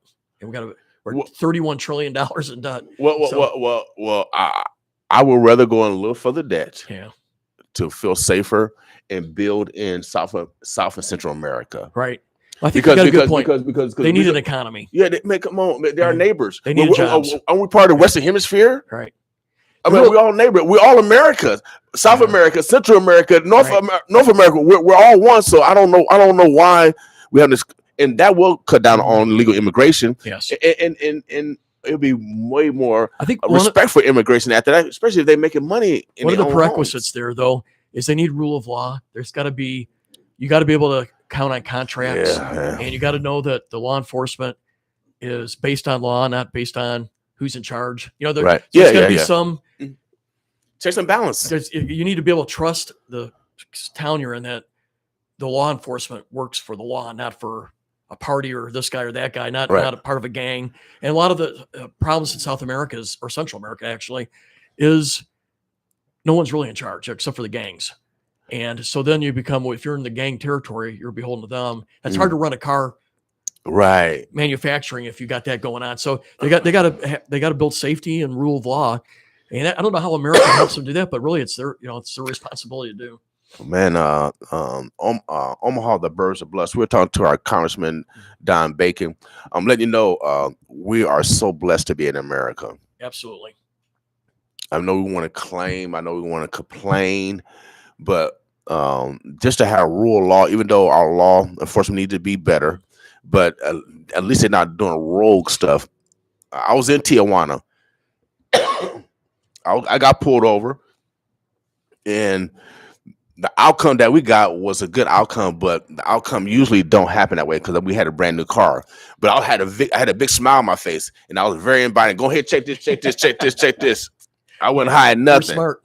So because I heard other stories when we go across the border, but they don't get the same treatment we treat them with, moving people out of their spaces, giving them the resources before Americans have resources. We got families here that can't get houses right now because of illegal immigration. Honestly, I know y'all want to say. I know it's hard to say, but when you have people come in and they take in properties and housing and filling the schools, it's tearing up this community. One thing I am proud of, because I put in the applications, we have received. And just recently it was $50 million, but a total of $75 million in grant money for low-income housing for Omaha. We have one going, I think it's already been built in North Omaha, and then we have one being put up in South Omaha right now. So we know that low and mixed income housing is a big need, and we've been putting in the grant money to partner with the city and other investors to help expand that low and mixed income housing. So we got just a $50 million grant last month. Well, yeah, but again, Democrats, and I'm a Democrat. We're really got to do something about the border because I got people online say they can't find housing for their families, and they're entitled to that Section 8. Blood, sweat, and tears. They're from here. I'm defending people that lived here. Y'all get mad at me. That's just reality. But my mom and my family is blood, sweat, and tears.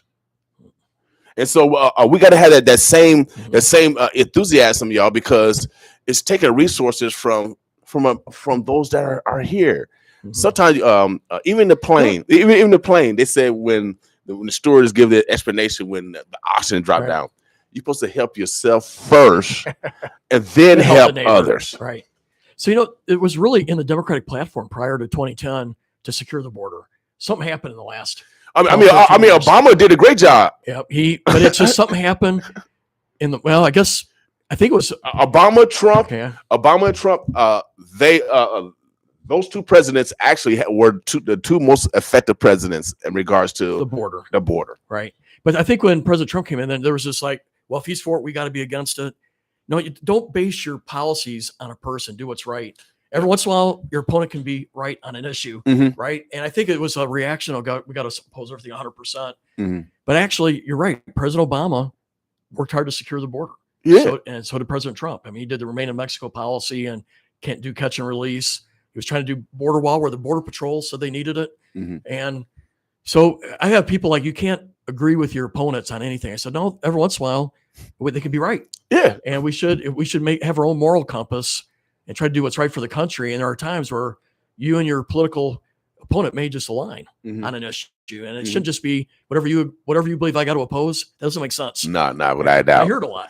Without a doubt. Well, we have two parties, and the founding fathers made the branch for a specific reason, so you guys can negotiate. Debate so we can get the best product out to the people. But when it's always one side and it's always one-sided, then you're never going to get the full spectrum or the full benefit from the community. Eric James Madison designed it for consensus building and incremental governance. We've turned it into you got to demand 100% or you get zero, which means nothing gets done. But James Madison designed designed the system so that no one faction, they didn't have the term party at that point, but Right. no one faction could dominate. Right. And he made it that way. And so today it's true. Even if we have single party control, you got checks and balances, you got the Senate has a 60 vote filibuster. It really is meant to impede one party from just trying to totally dominate. Right. It works best when the two sides sit down and say, okay, I like half of what you're saying. Right. Let's disagree on that half. Let's get a bill on that half, and we take 4 steps forward. Right. That's the way it was designed to be made. We got to make sure that we have officials that working together, y'all. My brother here, he's on record by working across the aisle. He's on record by the independent parties. He's on record. So I'm gonna get beat up tomorrow, but that's all right. I'm gonna get beat. I'm strong, I baby. get beat up too all the time. right. I'm strong, baby. From Hilltop Projects. We made like that. We made different. We from Omaha. We go against the current. If I may, I ask you and your listeners to Google up Common Ground Committee, and you'll see for 2 years I've been rated the #1 elected official in America for seeking consensus. All right. And right this year I'm tied with a Democrat from Minnesota. So we're tied, but the year before I was by myself. But oh well, we're giving it all we got. Okay. Somebody got to persevere to be like you. Now, I heard Sass is going. Now, do you want to be senator? Do you want to be senator? I'm just asking a question. I know you're in the election. You heard it here first because you got 6 years. Right. You don't have to run every year, basically every 9 months, because you really only serve basically 1 year. Then you got to go back to. I mean, so if the call came. Now, I want you to point me. What do you call it? What do you congressman? Comms director. Yeah, it's something. Okay, you get senator. I want to be a congressman. So now, so would you even venture? Well, what's your opinion on that? Well, if you get the call, because again, senator. I got 3 thoughts on one. I am totally focused on November 8th because our seat is one of the most important seats for determining who's the majority in the House. Okay. And I don't even give myself an opportunity to think beyond that because I got a job to do. And I've taken 0 days off for the last few weeks, other than my 1 day in the hospital, which wasn't by choice. Right. And I worked the next day. I worked 24 hours after that surgery. I was at opening the runway, and I gave a speech at West Side, and I had Chuck Grassley in town. So I literally have not taken a day off other than a day in surgery for weeks. And we're not going to take a day off through November 9th. I already know how collection it is. So I'm totally focused on that because it's really important that we get a check and balance in Washington. Secondly, I do know that, well, I would say no one expressed interest in me on being for the Senate job. And I don't think it's, I guess I don't want to be the guy put my hand out for this thing. No one's expressed interest. I don't think they would be, because if I did get selected, then our district has another election. Right. And it's not, and we're one of these most purple districts in the country. So I don't think I'm a likely candidate to begin with. Third, I've always had a belief that God's in charge. Okay. And, God opens doors, he shuts doors. And I never intended to run for Congress when I retired out of the military. Lee Terry was in, and I got involved in this campaign with the thought of figure out where I could fit in. And I had no expectation that, he would lose. And somehow 2 years later, I'm a congressman, but I never envisioned it when I retired out of the military. So I just say sometimes doors open and shut. I just try to be amenable to God's will. Right. And be ready. Anything else that we didn't discuss this morning that you want to make sure that we get across? Well, no, other than I got a 14-hour day, and it was great starting with you. Heck yeah, man, without a doubt. Omaha, the Burbs, the Bluffs. It is 8:57. Man, it's going to be a beautiful day. Get out, enjoy your day. Enjoy. Go out. Do not take a vitamin D pill. Go out into the sun. Oh yeah, get some of that natural vitamin D. I would say you better fry up a little bacon and then go out and get some of that. Yeah, without a doubt. Oh yeah, without a doubt. I am hungry right now, y'all. I am hungry. Brother Bacon, we appreciate you. You're the boss. But vice versa.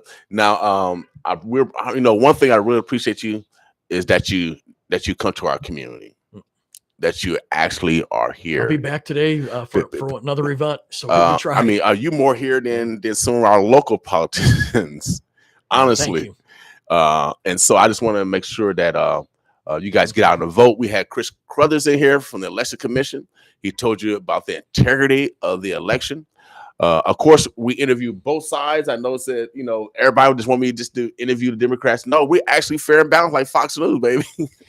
We're fair and balanced. Without a doubt. We show love to everybody because you know why? Because that's what my mama taught me. I'm never going to go against my mama. I appreciate you ask a question, let someone answer it. But I was on Meet the Press Sunday. I couldn't get 5 words, but she'd interrupt. It was a little frustrating, but well, you'll Meet the Press, baby. Everybody got to be a Showtime. It's Showtime Meet the Press. They won't let a real interviewer on there. They won't let a real interviewer because we won't want that. We won't allow that disrespect at all. Thank you, man. We appreciate you again. How can people get involved with your campaign? www.donjbacon.com is our website. You can send Derek as our campaign manager, and you can volunteer in any role that is good for you. Or I'd even love to meet with your neighbors and have a coffee with them. Or to me, it's always about meeting new folks and getting a chance for folks to ask us questions and or just give us feedback. And but you can volunteer through our website, contribute through our website, request a yard sign through our website. We'll deliver them for you as well. But we want to serve the entire district. And as a fellow believer with William here, I know God's made us all equal in His eyes. We all have inestimable value, eternal value, and I'm here to serve everyone. Without a doubt. Before you get out of here, the war in Ukraine. Now, it's like we don't have to worry about no nuclear war because I seen Biden's, slipping the tongue. Too flippant about it. But I think Putin is a threat because he is unstable. He is cornered right now. He thought he could beat Ukraine in 1 week. He's getting his behind kicked by a country 1/4 his size and people and geography. Ukraine's fighting for their lives, and they are outfighting the Russians. The Russians have had over 80,000 casualties. Wow! In this, I mean, just think about it. They lost more people in 2 or 3 weeks than we lost in 20 years. Wow! In Afghanistan and Iraq, and so the Russian army has been depleted. Their tanks, their air force has been depleted. They can't keep up with making their ballistic missiles because they fired so many. So now they're buying weapons from Iran and they're using Iranian weapons. And so they've called up troops from the reservists, and you're seeing a lot of young men from Russia fleeing the country. They know what they're doing is immoral. It's an unjust war. I mean, they're indiscriminately bombing Ukrainian cities, sexually abusing their women. They're moving people into Siberia that were Ukrainian. They're stealing their grain and their food. I mean, this is barbaric. And we see what Russia is like. It's really what is Putin like. And I think their people are starting to see it. Right. But he's a cornered animal right now, and I think he's dangerous. You can't let that guy bully us, though. And I don't think we should. Don't throw gas on the fire. Right. Keep helping defend itself. But when President Biden was out there talking about Armageddon, it's a little flippant. Yeah. I mean, he did that at a fundraiser too. Yeah, I don't know because you don't want to give a tyrant ideals. Yes. And if you let a guy bully around with threats like that, though, they won't stop. Yeah, without doubt. So I think it's better be silent, help out Ukraine, and help Ukraine prevail. I do believe it's in our national security interest for Ukraine to be independent. Okay. All right, Omaha, the burbs, the bluffs. Anything else that we need to watch out in the world? Anything festering up in the world that we need to pay attention to as citizens? Any threats that we need to pay attention to? I know cyber. The hospital. Yeah, the cyber just had a cyber attack. The malware, ransomware. Yeah, so and I know that's one of our main problems here in America is the cyber war because we actually are at war. Yep. I have a bill that passed the House. I just wish I could get a champion in the Senate for it. That it instructs the federal government to help defend private sector from these cyber attacks. Yeah, man, it passed the House overwhelmingly. For some What's reason, the problem with the Senate? It takes a senator to say, and I've approached him. I don't know if it's not invented here now kind of mentality, but I'm just trying to get go a senator to Tim Scott. Yes. I heard he was just here. Go to Tim Scott to introduce that because man, it makes sense because we can't have hospitals held for ransom, and we got people and they're sick. And most of the stuff comes from Russia. Actually, most of the cyber attacks, especially China does cyber warfare, but it's all about getting your intelligence or getting your technology. Okay, and they're not there to mess you up on your software, or it's more stealing your data. Okay, Russia is about trying to have ransomware or mess with your software so it screws up, so it causes damage. Mhm. They're much more malevolent, using that term in their cyber war, whereas China's more about just intelligence. Okay. Yeah, but they're both out there in the cyber world. So are we. We're good at it. Right. But right. we're more vulnerable because we're much more reliant on it as well. Right, without doubt. Anything that we didn't discuss? No, I think we hit it all. All right, Omaha, the birds, the bloods. We got our congressman. Make sure you guys get out and vote. We're gonna bring them back again. We're gonna try to bring them back again sometime in November, right before the election, just to get a recap, just in case somebody be out there messing with them. You know what I mean? We want to make sure we get a recap. Omaha, the birds, the bloods. We're about to get out of here. I'm gonna take a quick break. Okay, quick break, and then we're gonna. Good to see you. We're gonna take a quick break. I need to get you a campaign manager because sometimes he does hard work and he don't get no love. He needs more. Yeah, he needs some love. He needs some love. He needs some love, man. He's like a puppy dog that hasn't been neutered for a long time. Omaha, we'll take a quick break. We love y'all. Boss with us. Thank you. I can feel the hate. Okay. I can feel it, but you say, hit my phone, but you a block away. Feeling like Matumbo, not today. I can feel the hate. Okay. I can feel it, but you say, hit my phone, but you a block away. Feeling like Matumbo, not today. Where you at? Where you really been? Please don't come around like you been a friend. Started from the bottom, what I represent. You can't come around for the benefits.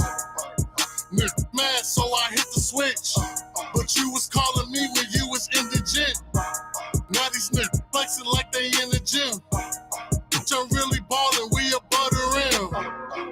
Hey, that's a lesson learned. What goes back around, gotta wait your turn. Hit 'em where it hurt, gotta show your work. Yeah, 1080 vision, come and cop some merch. I can feel the hate. Okay. I can feel it, but you say, hit my phone, but you a block away. Feeling like Matumbo, not today. I can feel the hate. Okay. I can feel it, but you say, hit my phone, but you a block away. Feeling like Matumbo, not today. Tim Duncan, back it off the back. You was tripping on some practice, say I 3 up on my back. All this money that I'm making got me dunking like T-Mac. Claiming on my land, I'm from the middle of the map. My team stick together till the line go flat. Don't jump a state road, I'm a sniper with the strap. 1080 on my jersey, yeah, design a mismatch. Sham God, trippy, Aquafino with the wrist. Curry from beyond, I got views from the trips. Blowing up my line, I hit my tumble blocking lips. We 2K in the game, yo, my player don't exist. This shot ain't got no jam, it's all net up with the switch. Switch. I can feel the hate. Okay. I can feel it, but you say, hit my phone, but you a block away. Feeling like Matumbo, not today. I can feel the hate. Okay. I can feel it, but you say, hit my phone, but you a block away. Feeling like Matumbo, not today.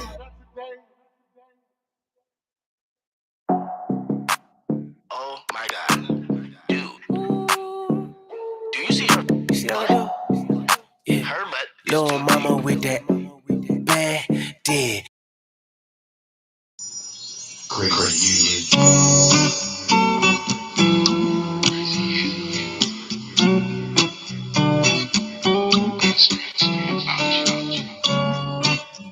New music. My man Tracy Davis, boss with me. You got a strange way about you. Kinda crazy. But I love you just the same. 'Cause you make me wanna do everything.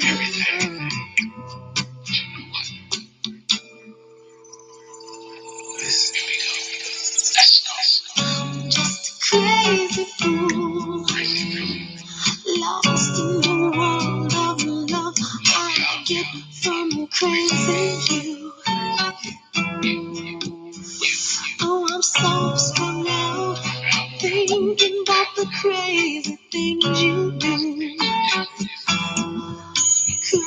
crazy you.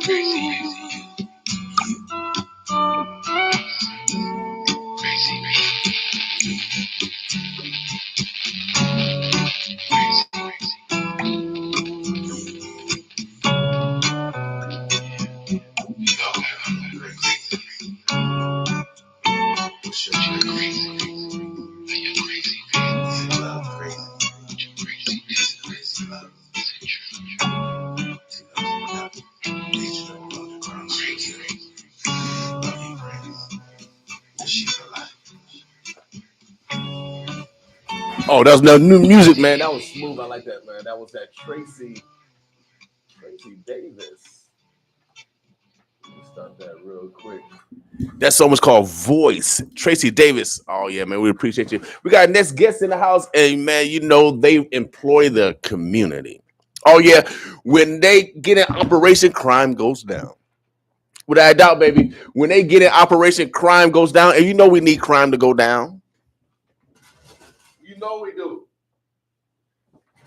And so, you know, we got to bring them in. We got to bring them in because we got some great stuff happening this weekend. And, you know, a community is stronger together. It's stronger together. And so this organization have been doing it for a while. And I always go back to when they first start organizing, and Pastor Mayweather Woods, I think I said it right. Mayweather Woods. And he said that we should not allow anyone else to come in and write our story. And so I'm writing a book. I'm challenging you to write your own book. Have you wrote a book yet? It's on the way. Okay, it's see, on the way. We got to write a book, baby. You got to write a book. Tell your own story. You got to tell your own story. And that, I think probably that was when the first organization, one of the first big kind of events that the Empowerment Network had when Reverend was still with us. And so Omaha, you know how these stars are. They get their own noun, verbs, adjectives, prepositional phrases. Oh, yes, some predicates to introduce themselves. I'm gonna let this brother introduce himself because they got a catalog of stuff that's going to be happening to the end of the year. So let's fellowship to the rest of the year. And it's going to be getting colder. So the best way to stay warm is together. Stay together. I appreciate it, William. Thank you, man, for everything you're doing. I have been doing for a very long time. Appreciate the partnership. You've always been supportive.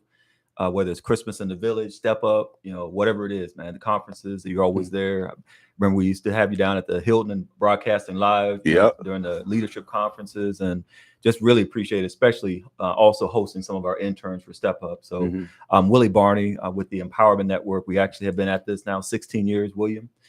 Some of our original meetings there at 24th and Lake that grew to where we are now.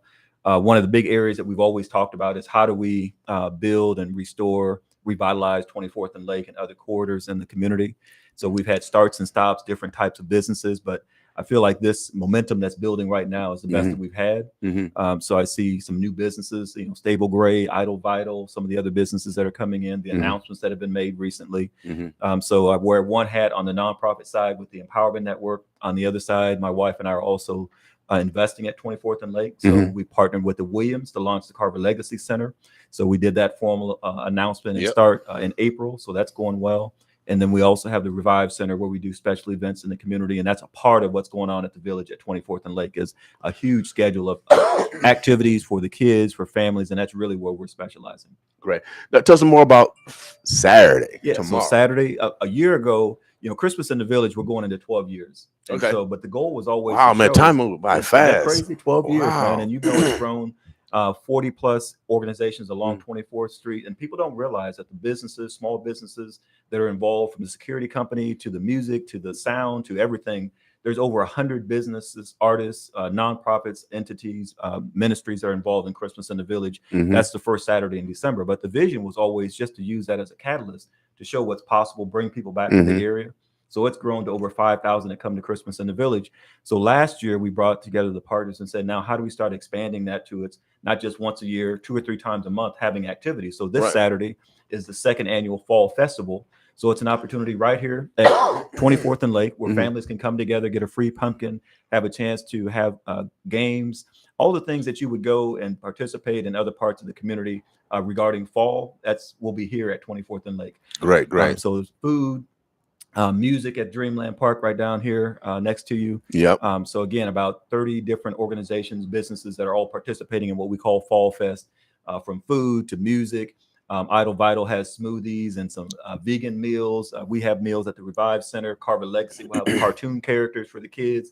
So it's really an opportunity for the community to come together. Without a doubt. So come down this Saturday. We want the whole community, the Bluffs, the Burbs, to come down and enjoy fellowship and create some new relationships. But also let's go into fall hugging each other, y'all. How can we sponsor? Because you guys got a lot of host events. How can people get involved? Yeah, I think one way to get involved absolutely is to support the various organizations and businesses that are here at 24th and Lake. So from Styles of Evolution, that's going to have different cider and cookies, but they also have fall and winter and holiday merchandise for sale. One way to partner and support that is through those businesses. Idle Vital, as I mentioned, whether you're at the Revive Center, the Omaha Star, visiting the Great Plains Black History Museum. So one way to participate and support what's going on in the community is actually to go to those businesses, support those organizations. So that's one way. And if you want to become a formal sponsor, help us to expand the activities. This is one thing that we want to do each year, is make it bigger, just like we've done with Christmas in the Village. We would love to see Fall Fest grow to a level where it's the size or larger of Christmas in the Village even. So people can become sponsors, get in touch with the Empowerment Network or one of the other organizations that are here on 24th and Lake. I'm a small business and I want to participate. Who do I need to call? How can I get my small business to be a vendor, during these activities? Yeah, especially with Christmas in the Village coming up. Most likely right now we'll have a tent on outside, so we'll have more room for vendors. So contact the Empowerment Network, and Ashay Connor is the main person that helps with that particular event. If you're interested in Fall Fest, or we have Trunk or Treat, which is not necessarily for vendors, but if you can contact either the Empowerment Network or contact the Revive Center, I think that'd be the best place you can start. Okay. Also, I see First Fridays. Is that tonight? Is that happening tonight? No, First Fridays. It's on First Friday. So we had one last week. The next one will be in November. I think it's November 4th. So that's between Fair Deal, the Revive Center, and eventually we like to add NOMA. So we'll have at least 3 or 4 different spots with different types of music, whether it's old school, jazz, a different gospel. So different music here on. And that's really what we're trying to do. Reinforce what you're doing with the station, reinforce the music scene here at 24th and Lake, and both for a family environment, but also different groups that want to come in and be a part of what's happening at 24th and Lake. Yeah, without doubt, because I mean, this was the epicenter for live music, where people come and socialize and create commerce for our community. Absolutely, and one of the things that emphasize, even with Christmas in the Village or Fall Fest, it's an opportunity for those small businesses to attract attention, bring people down to 24th and Lake. It's a great time for families to come together, like you said, the community to come together. It's always amazing to see. Last year, in a very short amount of time, over 500 people came to Fall Fest. The first 1,000 plus came to the Trunk or Treat, which is on the 29th this year. And like I said, over 5,000 in previous years have come to Christmas in the Village. And many times people are coming down to shop. They learn about different businesses that are maybe down at Fair Deal, the popcorn shop or the gift shop that's down there. So there's different things that are happening, and it's growing, and momentum is building. Give us a recap of what's going to be happening from this Saturday all the way up to the new year, actually. Yeah, so this weekend, Fall Fest, noon to 4. It's open to families. Come on down, be a part of that. We have also next week, Great Plains Black History Museum is hosting their very first HBCU tailgate. Okay. So Eric has put that together, and then across the street there'll be a flea market at the Fair Deal Village. So that's coming up next week on the 22nd. So we actually could tailgate, pull up, bring our barbecue, and well, I don't know about the barbecue part. Okay, I mean, can we bring our own? Yeah, we bring our own portable. Yeah, own portable. Tailgate. Yeah. HBCU, so they're going to celebrate. I think there's some stepping going on, some different things at the HBCUs. All the different colleges are represented. So that's going on at the Great Plains Black History Museum. Across the street, Geneva and the team at the marketplace are doing a flea market. So that's all on the 22nd. Okay. The other thing, Manny over at Spark and Fabric Lab, they're doing now the opening of the trail, but the next piece of it is that morning on the 22nd, they're actually planting 150 trees or so along the route. Great. So that's another added asset to the community, bringing people into the community. So that's going on the 22nd. Trunk or Treat, we have hosted our first one last year. That's up and down 24th Street from Ohio all the way down to Hamilton, where kids can come out and get some candy, free candy, and safe environment. So all the different businesses, organizations, and churches all provide candy for the kids. Also, this year, Omaha 100 and Family Housing are hosting a costume contest. Great. They've got trophies and everything. So that's on October 29th. And then also that trunk or treat is during the daytime. Yes. And so parents don't want to hang out at nighttime. This is during the daytime. You get your kids, your children, get all that candy from noon to 3 o'clock, and then you're at home. That's right. You know what I mean? Right. So you have to deal with the coldness and the dangers of the street at night. So that's a great benefit of the trunk and treat. Yeah. And so the businesses sponsor that. Different businesses provide that candy. And again, from the churches to the organizations to businesses, they're all involved in that whole process. Without doubt. A few other things. We are reestablishing the Black business market. The Revive Center is a place where we'll have more vendors, and then we're asking some of the other businesses up and down 24th Street to be open during that time. But on the second Saturday, we're going to be hosting that Black business marketplace. The other thing is, of course, Christmas in the Village on December 3rd. And then Kwanzaa, there's different celebrations. So we'll be identifying different organizations and entities that are doing Kwanzaa related activities, not only here at 24th and Lake, but around North Omaha. So great. For example, Center for Holistic Development, Doris Moore always does a great event. And there are others that are doing good events for Kwanzaa as well. Cool. But again, he's here for this Saturday, noon to 4 o'clock, the Fall Festival is going to be happening. Everything is happening. Going to have some live music, libation, food, get to hang out and network and create some business. So it's going to be a beautiful weekend. I don't think it's supposed to rain or anything this weekend. It could be a little cool. It's supposed to be in the 70s. So Yeah. Beautiful weather. For those that need transportation, it's right on the transportation line. For those that let's carpool, y'all. Let's get our people out the house and come and socialize. Of course, we're going to have some great music, live music down here at Dreamland Park. They come out and bring their lawn chairs out. And just have a beautiful time, y'all. Coming out and create some family memories, because I'm finna go to 2 funerals this morning. And condolence to you. I heard you lost your brother. Condolence to you and your family. Thank you. Thank you for the prayer. I really want to say thank you to the community that been text messages and posts and people reaching out. So I really appreciate it. Yeah, because it's tough to lose a sibling and or a parent, man. It's tough. I've lost 2 brothers that have gotten killed, and so again, condolences to anyone that have lost someone. I'm gonna tell you one thing, that they expect you to step your game up. They don't want you to be depressed because they're gone. No, they expect you to step your game up. So that's why I stepped my game when my mama died. And your brother is expecting you to step your game up. Absolutely. For real. And just to that note, William, he had sickle cell, had fought the battle all his life. And we've always talked as a family of what more can we do to bring awareness to, and not just bring awareness to it, but really solve that in our community. And how many people are out there are impacted by sickle cell. And so he fought a long fight, 34 years, just an amazing brother. Love him. And just keep my family in prayer. But like you said, that's one of the things that's why I'm here this morning is I know he would tell me, keep moving, period. Don't stop, keep it moving, keep doing what you're doing. And we, at some point, we'll definitely want to get even more involved in fighting this battle around sickle cell and the impact it has had in our community, continues to have in our community.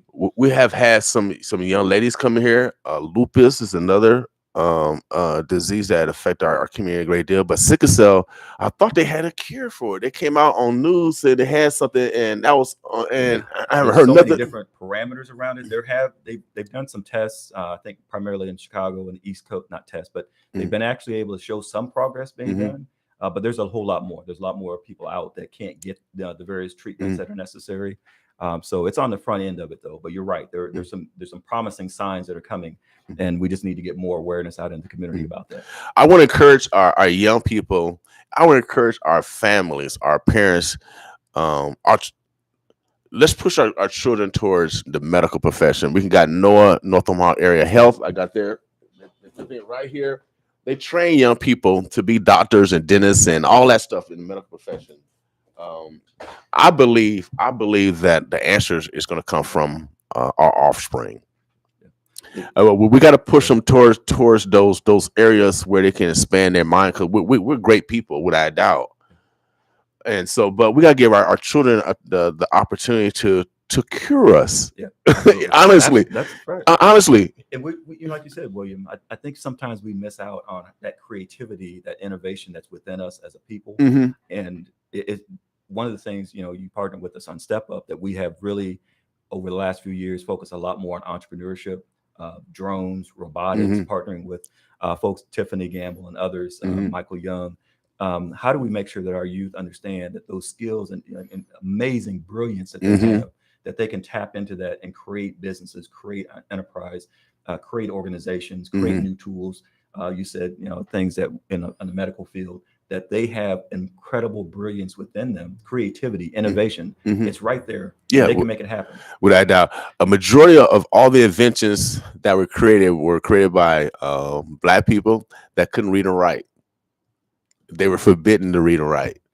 But all the inventions from the 16, 17, 18, 1900s that were created by us, and now we're educated, blood, sweat, and tears, so we have the freedom to vote and do it, the movements that our ancestors couldn't. So what is our excuse? Why we're in the same condition 300 or 400 years ago that we are now? And so we got to first create family memories. That's it. And that's one of the things I love about. I talk Christmas in the Village all the time, man. You down here, the energy, the community, the hugs, the music, the kids. But I talk to family members that brought their son or daughter when they're 1, 2, or 3, and they've been bringing them now, 11, 12 years. That's amazing to me. And Yep. their memory is, when they think of 24th and Lake, it's people coming together.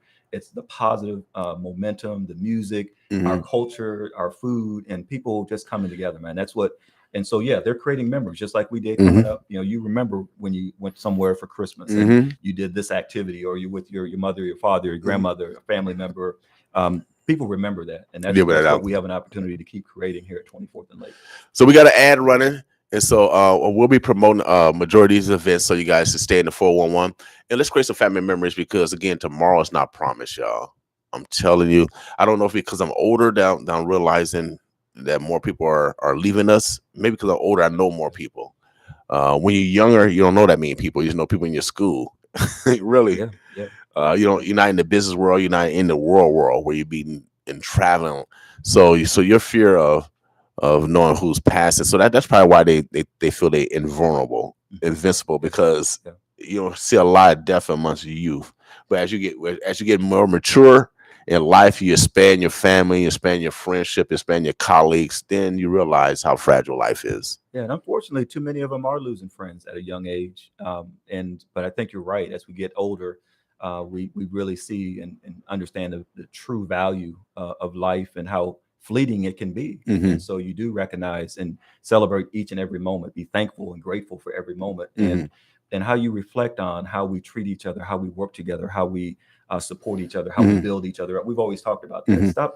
We don't need to tear people down. Let's build each other up. Right. And we're so much better when we do that. And right. There's amazing things that we can accomplish.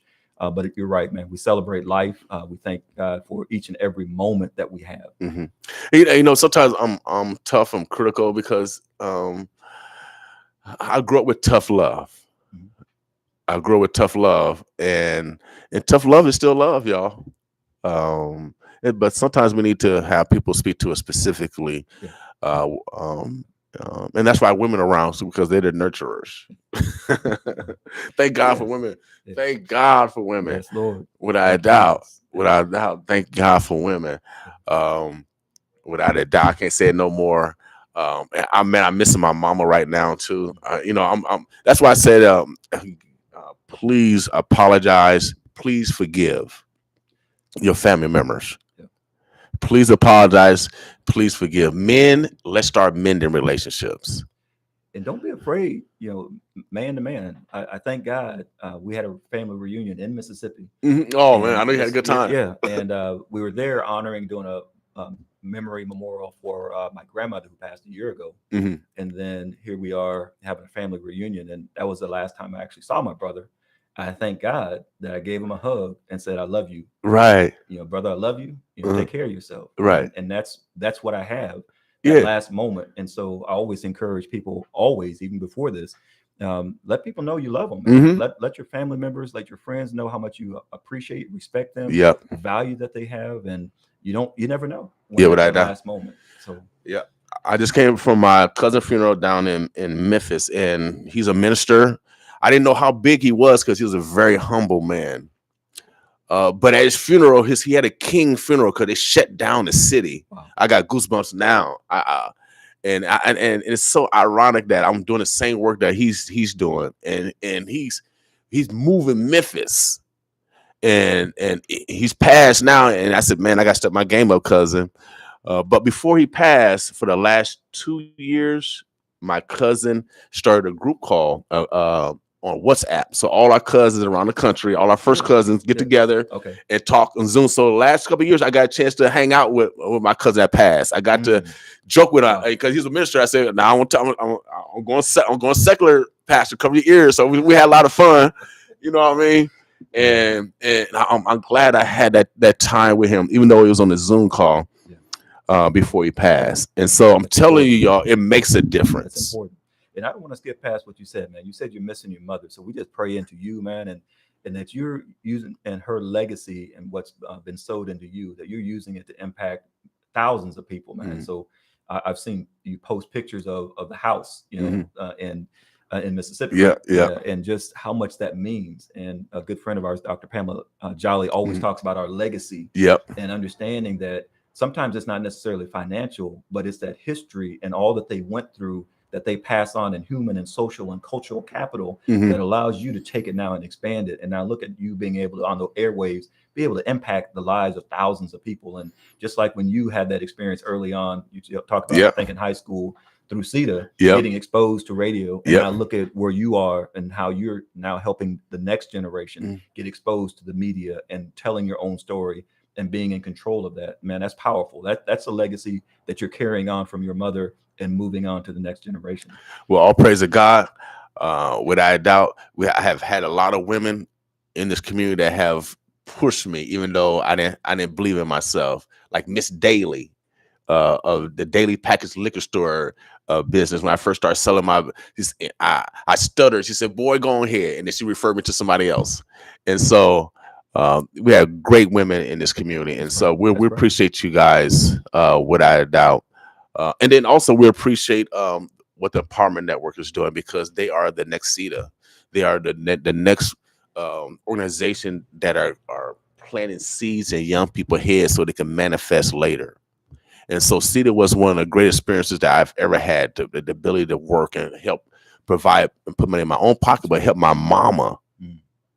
And so that's why I'm so hard on y'all politicians. Y'all give $300 million to a building that haven't dug up yet. But we need money now for our young people to stay in good grace. And so I'm encouraging the big house downtown. We need another 9 million. We need another 9 million add to that million. Y'all gave $300 million to the streetcar in Mutual Omaha, and this is me.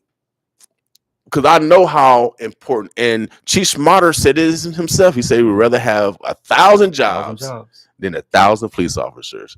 And he know for a fact that during the summertime when Step Up is invested in, crime goes down. That makes it safe for us and his officers. He said it right here.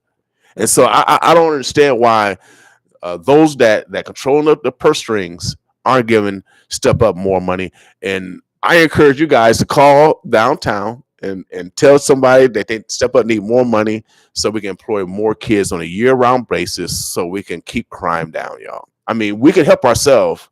We actually can help ourselves. We got the statistics. But yet the investments to me is not forthright. And so I'm going to stay on. He's going to be quiet. No, but I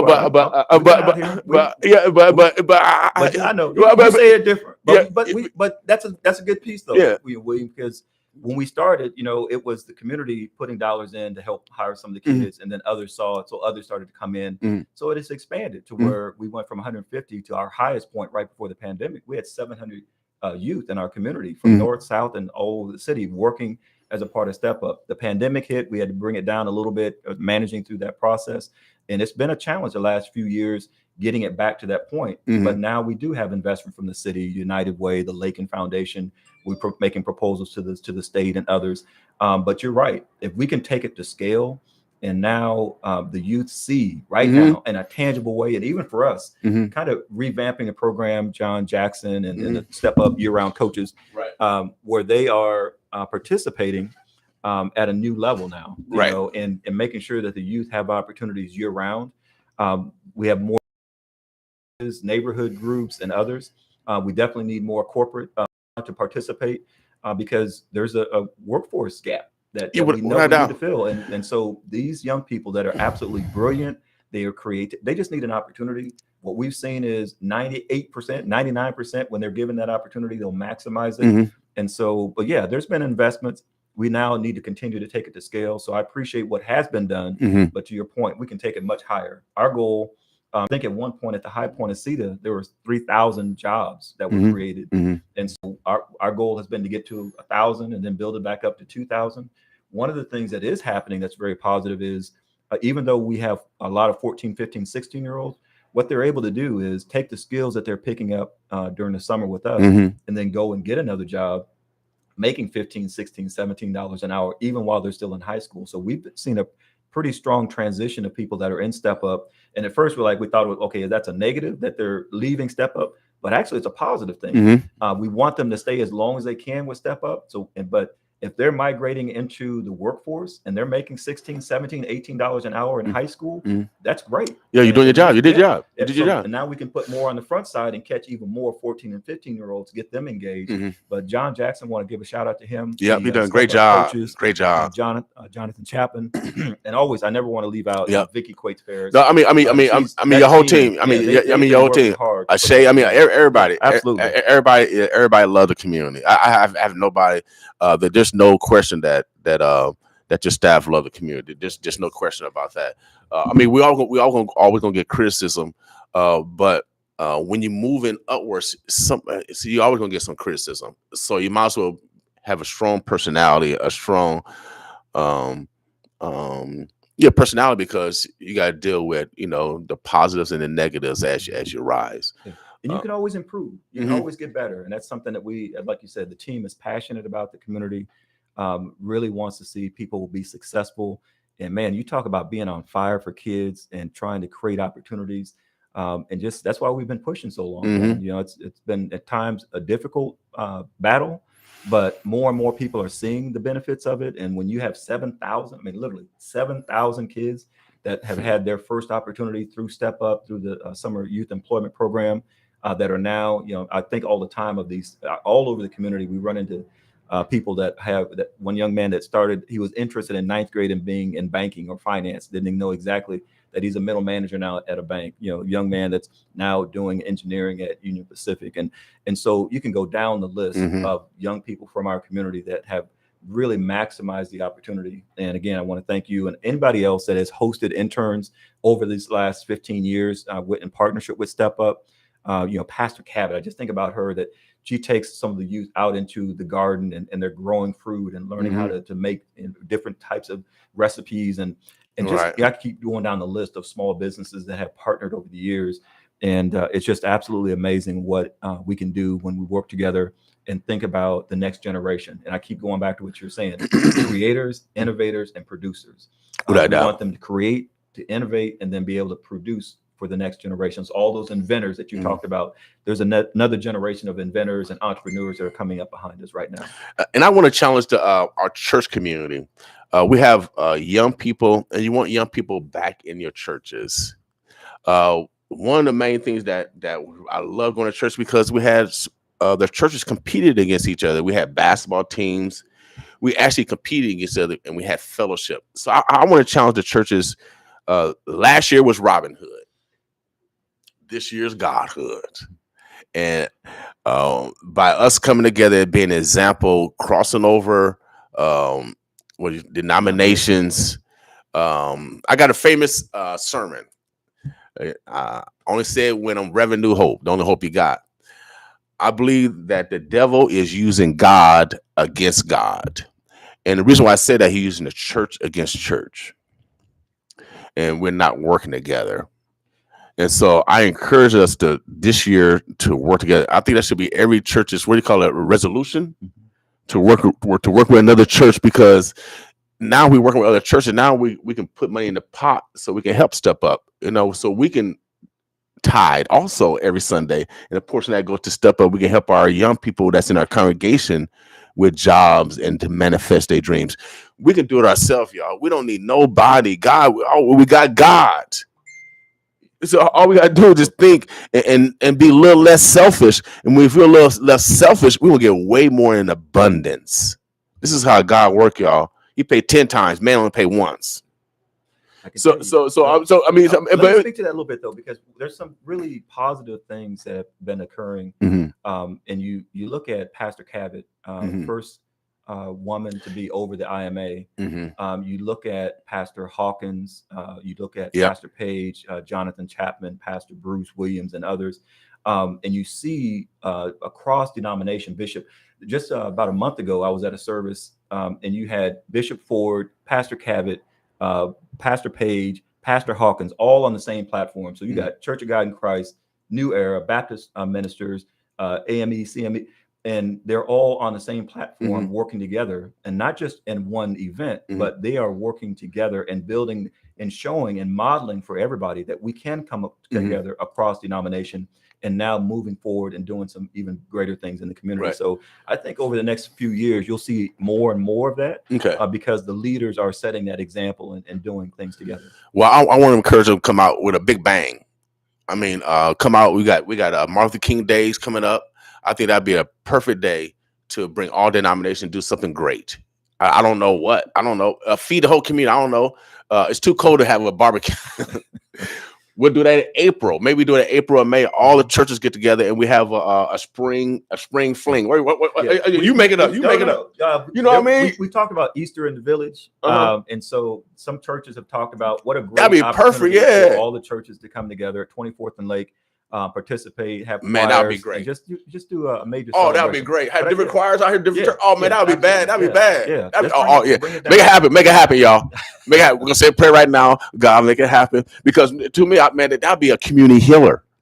Yeah. But also that'll bring us together. Because when I grew up, New Hope Baptist Church, we played basketball. We fellowship with all the churches, and that's why we knew each other. So it's kind of hard to have a beef with someone that you know them now, you know their parents, you know their mama.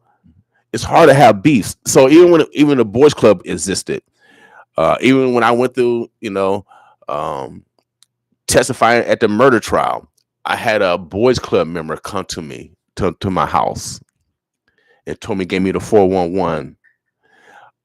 Those relationships make a difference, y'all, and to keeping us alive also. You know what I mean? Yeah. When you mentioned that, William, and I was in a meeting last week, and it comes up every once in a while, but I just want to give a shout out to the coaches that are out there working with the young men. The track coaches, the football coaches, the basketball coaches, volleyball, everybody. You don't always, and the ones doing dance and other things, drill teams, and you don't always see them on television and not necessarily recognized very much, but they're the ones that are out there on a daily basis coaching, helping the young men and young women not just play a sport, but learn, just like we did coming up, how to, what's vision, how you work as a team, what are the goals, and really being able to teamwork and all those things.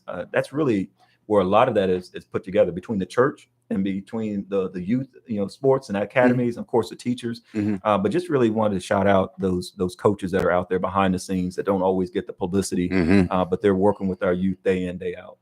I encourage, though, I know Brother McMorris just put a plan in to build a big center for the young people. I encourage them, to get with the other youth organizations. Right now, it's time to work together, y'all. We got to leave our egos at the door. And then we actually start forgiving each other.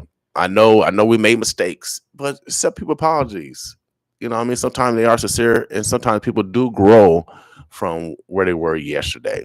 All right. So let's give them an opportunity to rehabilitate by accepting apologies. And so, but ultimately, men, let's start mending relationship, because our children, 4 boys, are in jail now because they carjacked someone, 13, 14, 16, 17-year-old here in our community. They shot someone. Come on, y'all.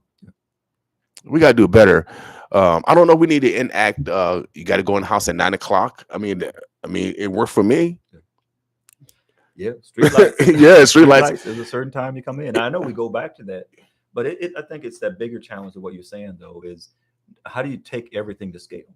Mhm. So if we have great coaches out there, we need more coaches. We need more mentors. We need more people going to the school, adopting a class, adopting a school, getting involved, offering a job, whatever it is. Everybody can do something. Yep. Whether it's not everybody's going to be able to write a check, but you can dedicate a little bit of time here and there to support the young men and young women in our community. And I do want to shout out that those that are mentoring, those that are going to the school. Yep.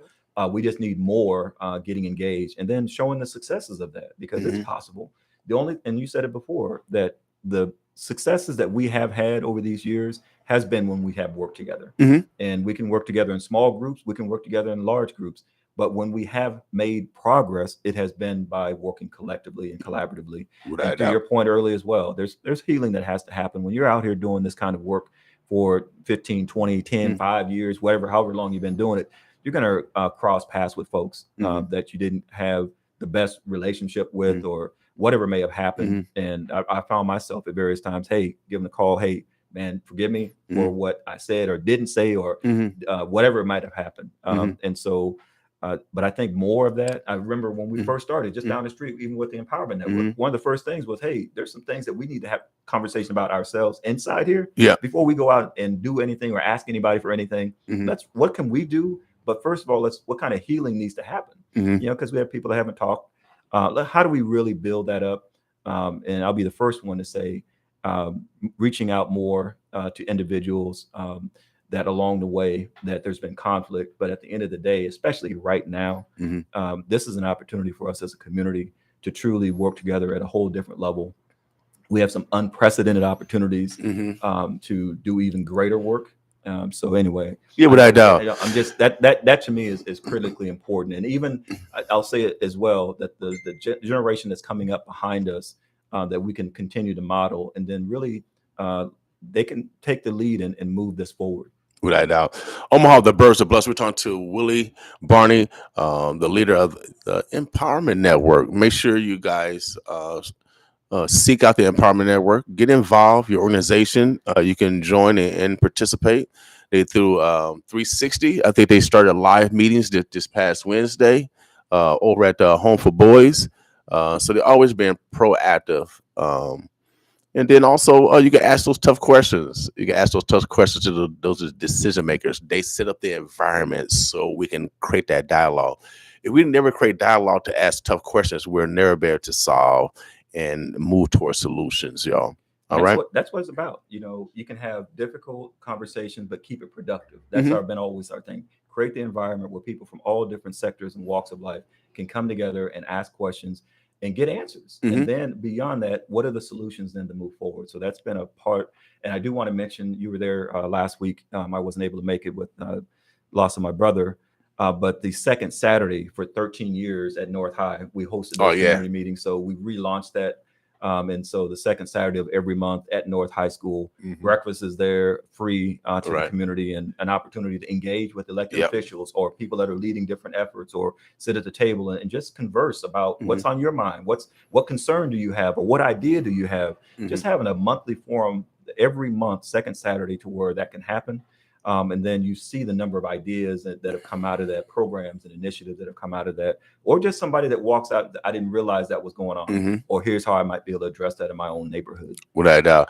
Again, I want to give thanks to, I know I'm critical of our politicians, but I appreciate you guys, without a doubt. We appreciate you because it does take a lot of, a lot of energy to take the good and the bad. But one thing that I do not hold is anything personal. I learned early, and I want to tell a couple of politicians that haven't let things go. I learned early from Sonny Foster, who ran Ben Nelson campaigns. He was a black man, but he ran successful Senate campaigns. And I thought about getting into politics earlier, so he was one of my mentors. Me and Chris Rogers, we used to meet with him. Wow. And so even me and Chris, we have a loving relationship, but we compete though too, because he played basketball, I play basketball, so we competitors too, but we still have love and respect for each other. And you guys got to realize that there's no permanent friends, no permanent enemies. There's only permanent issues. So if we stay on the issues, throughout time, like Brother Barney said, I forgot to say this, or I didn't mean to say that. Sometimes you got to apologize along the way. So there's no permanent enemies, because we can apologize and we can make up. There's no permanent friends. Sometimes we got to stand on our principles and do what's right. And sometimes people don't want to go that way. So there's no permanent enemies either. So we just got to stay focused on the issues, y'all. That's it. Let's stay focused on the issues. Then that gives us the ability to treat each other with the utmost respect. And that's basically what I'm saying. Yeah, I think we, like you said, build each other up. We can have difficult conversations. We don't have to agree on every single thing. But for us as African Americans, there are some things that we just absolutely have to get done together collectively. And so, yeah, there's going to be some times when we're going to disagree. And to your point, William, just staying away from the personality piece of it and really zeroing in on the issue that then allows us to move into the solution phase. And the solution may come at it different ways. Some people don't believe in subsidy, but they believe in incentives. So you bring your incentives and we'll bring the subsidy. How do you put it together? Right. A lot of the things now, people get caught on the extremes and think we're trying to find is what is a common ground that we can establish. Not always 100%, but at least there's some things that we can identify that we can work on together. And that's a big part of what we have to do. Without a doubt. Again, this Saturday, Fall Festival, noon to 4 o'clock, right in the most historic area of the city, 24th and Lake. Nobody got more history than 24th and Lake, baby. Duke Ellington. Who you want? Johnny Rogers. Who you want? Bob Boozers. Who you want? Willie Barney. What do you want? Come on, William King. We got greatness. Martise Ivy. What do you want? We got greatness coming from this community. So come out this Saturday, y'all, and we want to invite the total community, the burbs, Bennington, Ralston, Papillion. We want you guys to come out and fellowship with us. The burbs, Council Bluffs, come out and fellowship with us, without a doubt, because the only way we're gonna make this community better is getting to know each other and fellowshipping and doing business, because there are gonna be some small businesses down here, and we want you to come down and spend money with them. We want you to spend money, so bring your money. And bring your children. Yeah, bring the kids. Bring the children and let them scream as loud they want to. Let them scream, yell, run. It's gonna be a lot of room down here. So they can do everything they want to do, and they can eat and socialize and enjoy how adults behave. They can mimic and model how adults behave, and that's really the most important thing, to have the children there to see how adults behave, how we treat each other. Yeah, absolutely. Like you said. For those that want to bring a chair so you can listen to music, Ed Archibald and others will be out in the park just playing music throughout the day. Like I said, we'll have the pumpkins while they last. Now, last year we had a huge line, but come out, pumpkins, produce, cartoon characters, a lot of different things for the kids. So really appreciate it, William. Thank you for the opportunity to share this and the other events that are coming up. If you want to know more, you can check out Village at 24th and Lake on Facebook. Village at 24th and Lake, it's on Facebook. And then also the Empowerment Network page and those types of things. So a lot of different partners involved. So we appreciate it having the opportunity to let people know what's going on. No problem. They are a neighbor. My mama said, love thy neighbor. And that's what we did, baby. We loved our neighbors. And we kept our word to them, because can I borrow some sugar? We'll bring it back next Tuesday. That's right. You know what I mean? So our word was bond. So we got to get back to that love, y'all. Right now, we're in a loveless society. They said that this was going to be predicted, but I feel like, what's his name? Lot. I'm trying to come down and save you. I'm trying to rake up the dry bones. So sometimes I'm a little agitated or a little rough sometimes, but I'm just trying to rake up the dry bones, y'all. Frank Lemire, who God rest his soul, Native American, he said that North Omaha is a sleeping giant. I'm just trying to wake up the giant, y'all. That's it. And if I'm a little bit touchy, I apologize. Don't take it personal. I'm just trying to wake up the sleeping giant. And the giant is within all of us.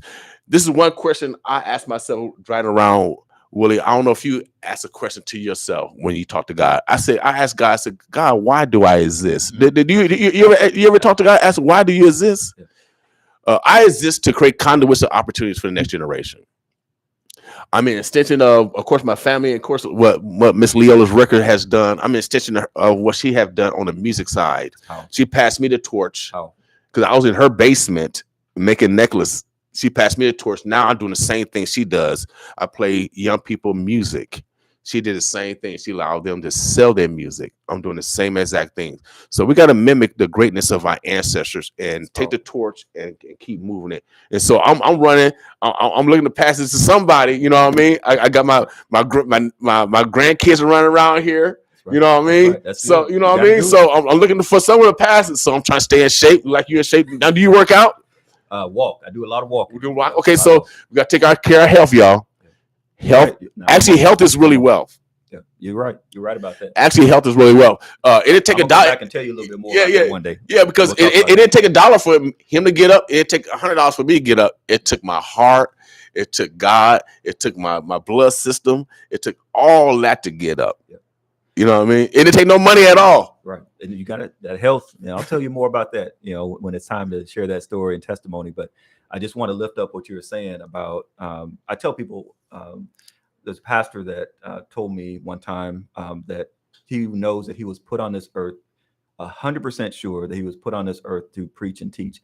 And I remember hearing that and saying to myself, man, I want to be in a position where I'll be able to say that. I'm 100% sure that I know that I'm on this earth, breathing this good air because of this reason. As I prayed about it and looked at it, and that's why I do what I do. What God put in my spirit after prayer and looking at life and reflecting on everything is work together to build great communities, plant a seed of hope in youth, and then help others turn their dreams and visions into solutions and results. So every day when I get up, those are the three things that I know that I am focusing on, is working together to build great communities, making sure that our youth understand the greatness and with the brilliance that's within them. And then the third thing is making sure that I'm trying to best I can to help people turn their dreams and visions into solutions and results and making things happen. So that's what drives me. Without doubt. From my dear in Mississippi, right? Okay. My mother, my father, my stepfather, my stepmother, all my family down on Mississippi Highway 438 in between Arcola and Greenville, Mississippi. Okay, that's what we're about. And you're talking about the sugar. You know, that's what we come up when I talk about the village, man. That's what I don't know if people really understand it, but coming up watching my grandmother, even though we didn't have a lot, if somebody needed a plate, she still figured out a neighbor walking by that needed something, or the guy down the street that was growing corn and beans, and how he would grow it, she would put it together, and then she would be able to keep a little bit and then take the rest of it. That's the village. You know, the Sunday school teacher was a teacher at school and taught you all of those things. To me, that's what village means to me, man. Without doubt. I know we don't went way past Fall Fest. Oh no, that's okay. But you know, this is all part of Fall Fest because we talking about family. That's right. That's true. You come about family and memory, and man, I miss family, and then also, you know, families are going through stuff. We got people taking care of their parents because they're dealing with Alzheimer's and all this stuff. So everybody needs love right now. Everybody needs support at this moment. And so if you take care of your loved one, because I know I took care of my mama before she passed, and I know a lot of men are taking care of their mama right now. And black men get a bad rap, but we got some black men that are taking care of their mama right now, as well as their families. And so bring them out, regardless if they're dealing with, you know, dementia, or just bring them out, y'all, and have fellowship. Because I take my mama everywhere. I don't care what kind of her mind was. She was rolling with me. And so we got to make sure that we should demonstrate that same love, y'all. All right. Again, shouts out to those that are celebrating. Condolence to those that are you know, celebrating also, because it's a different type of celebration. That's right. It's supposed to be a celebration when we pass. I know in New Orleans, I'm going to New Orleans for the first time in 2 weeks for a conference. I want to go to a funeral because I heard the funeral they be jamming. You know what I mean? It's a celebration. Oh yeah. So we gotta have that same theme, y'all. I encourage you to step your game up if you lost someone. Your loved one do not want you to regress or degress. They expect you to step your game up to be better than you were yesterday. And so that's why I would say, brother Willie, it's time to step the game up, because your brother got expectations. And I know my mom and father, my brother have expectations from me also. So let's step our game up, y'all. Omaha, the birds, the bloods. We are out of here. We're gonna thank some of our sponsors, boss with us, y'all. All right. October 15th is the City to City Hip Hop and R&B Showcase. Party starts at 9. Money, big. We at Virtue. We at Chicago, Arkansas, Omaha, Nebraska, St. Louis, and surrounding areas. We in KC for the City to City Hip Hop R&B Showcase. I'm living proof. How can I lose? We the who's who. With DJ Fresh and Rocky Montana. Call 402-709-1290 for VIP tables and tickets. It is the City to City Hip Hop and R&B Showcase out South KC Virtue, presenting all surrounding towns. And also on the same day, City to City Day Party celebration. On the same day, Saturday, October 15th, we have Mr. Big's Place for free food, refreshment, live music, DJ, and more. Located at 12402 Blue Ridge Road in Grandview, Missouri. Sponsored by Legacy Vineyard Exclusive. True Legacy Premium Vodka. It all goes down Saturday, October 15th in KC. Are you stressed over household bills each month? Partner with Heart Ministry Center and get on the road to self-sufficiency. Come to our orientation to learn about budgeting, debt management, and other helpful resources. Our Away Forward orientation is held every Wednesday from noon to 1 o'clock p.m. at Heart Ministry Center. No appointment necessary. Find out more at heartministrycenter.org. We believe in dignity for all. Heart Ministry Center is a proud supporter of KOWN 95.7, The Boss. I know you want to leave me, but I refuse to let you go. Ain't Too Proud is a celebration that brings the audience to its feet. Ain't too proud to beg, as you know it. The Grammy-winning songs, the Tony-winning movies. Ain't Too Proud, the life and times of the Temptations. At the Orpheum Theater, October 18th through 23rd. Tickets at ticketomaha.com. October is Dyslexia Awareness Month. Please join us for our Reed's Dyslexia Conference, Saturday, October 15th, 2022, 8 a.m. to 3 p.m. at Judah Kingdom Center, 3036 Bedford Avenue, lower level of building. Registration, breakfast, networking from 8 a.m. to 8:45 a.m. Speakers start at 9 a.m. Family and center child care providers, parents and teachers. Learn about dyslexia and how to support preschoolers, early and school-aged children who may struggle with reading and have dyslexia. Learn about early childhood development and intervention, play and learn, delegation, mental illness, and self-care from experts, and much more. Child care providers receive 5 professional development in service hours, bringing out the best in child care providers, parents, and teachers through education and advocacy. Light breakfast and lunch is included. Seating limited. Register now at safehavencommunitycenter.com. Learn about our expert speakers and education training. For more information, contact Gwen Easter at 402-706-1358. Heart Ministry Center provides food, healthcare, and a way forward to families in Omaha experiencing poverty. You can make the holiday season brighter for your neighbors in need by donating today at heartministrycenter.org or by calling 402-451-2321. Thank you for your generous support. Heart Ministry Center is a proud supporter of KOWN 95.7, The Boss. October 15th is the City to City Hip Hop and R&B Showcase. Party starts at 9. We at Virtue. We at Chicago, Arkansas, Omaha, Nebraska, St. Louis, and surrounding areas. We in KC for the City to City Hip Hop R&B Showcase. I'm living proof. How can I lose? We the who's who. With DJ Fresh and Rocky Montana. Call 402-709-1290 for VIP tables and tickets. It is the City to City Hip Hop and R&B Showcase out South KC Virtue, presenting all surrounding towns. And also on the same day, City to City Day Party celebration. On the same day, Saturday, October 15th, we have Mr. Big's Place for free food, refreshment, live music, DJ, and more. Located at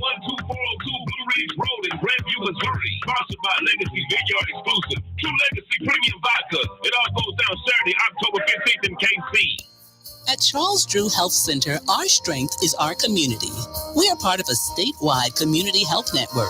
As your trusted community healthcare source, we've been here since day one of the pandemic, and we will continue to provide testing, treatment, vaccines, and boosters, as well as high-quality, affordable health care for every member of your family. Charles Drew Health Center is your trusted provider for medical, dental, behavioral health, and pharmaceutical support, as well as various enabling services in our North Omaha community. For COVID-19 care and beyond, Charles Drew Health Center is here for you. Good health is about good partnerships. So call us today at 402-451-3553. That's 402-451-3553 to schedule an appointment. Welcome back to community healthcare you can trust at Charles Drew Health Center. Does your body not feel the way it should? Are you startled by pain or loss of breath? Are there changes in your body that seem unusual? NOAA, North Omaha Area Health Clinic, provides free testing and screening for STDs, pregnancy, or stroke and high blood pressure, or even COVID-19. Make sure to be there for the important moments in life with a free screening from NOAA. Visit NOAHclinic.org or call 402-933-0737.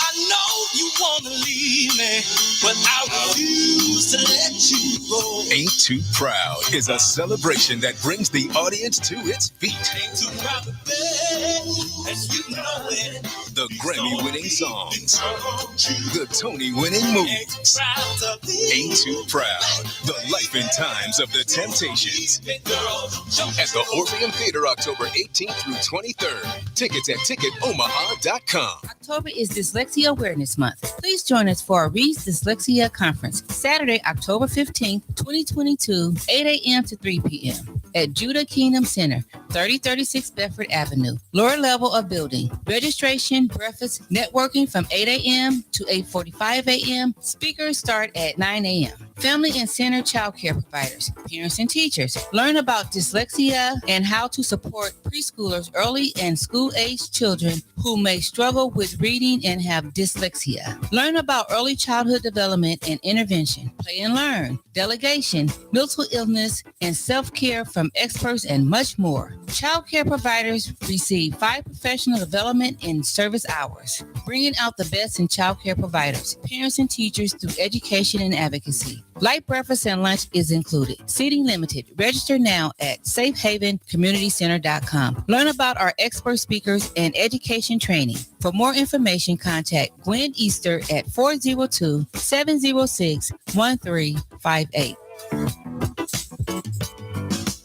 Hi, this is Tammy Wright, calling all new and registered voters. Please elect Tammy Wright for Metro Community College Board of Governors. My commitment and dedication will be to students' academics while improving diversity for economic balance to all students and meet achieved goals. General election held November 8th. Your vote will play a significant role in my victory. Contributions and volunteers needed. Please call 402-707-5134. Come out and vote. Remember, your vote is your voice. This ad is paid by Tammy Wright, campaign for Metro Community College Board of Governors, District 2. Thank you in advance. Let's take it back to the old school. Wave your hands like you just don't care. Let's get ready to throw it back. It's the throwback 70s and 80s at the Strut, hosted by Jamie Robinson and the R-Style Band. It's going down Saturday, October the 15th at the Strut. It's the 70s and 80s throwback. You come dressed in your best 70s and 80s. Cash prize for the best 70s and 80s outfit. It's going down Saturday, October the 15th at the Strut. DJ Mr. Show live on set. It's the Strut, October the 15th. Throwback 70s and 80s. This is a 21 and up event. On the record, take me back. Oh, yeah.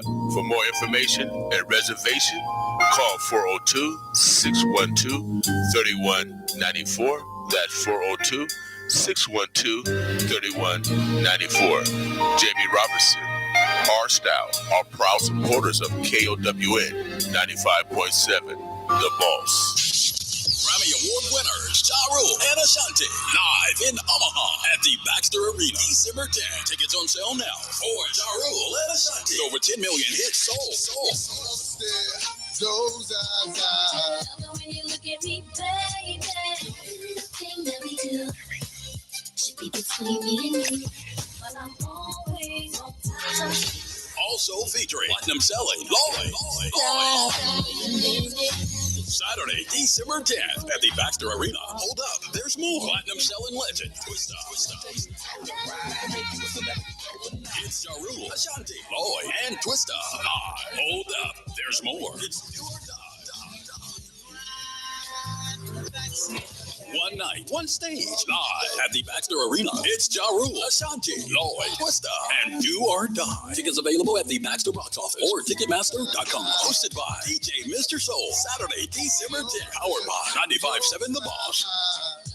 October 15th. It's the City Hip Hop and R&B Showcase. Party starts at 9. We at Virtue. We at Chicago, Arkansas, Omaha, Nebraska, St. Louis, surrounding areas. We in KC for the City Hip Hop R&B Showcase. I'm living proof. How can I lose? We the who's who. With DJ Fresh and Rocky Montana. Call 402-709-1290 for VIP tables and tickets. This is the City Hip Hop and R&B Showcase out South Virtue. Presenting all surrounding towns.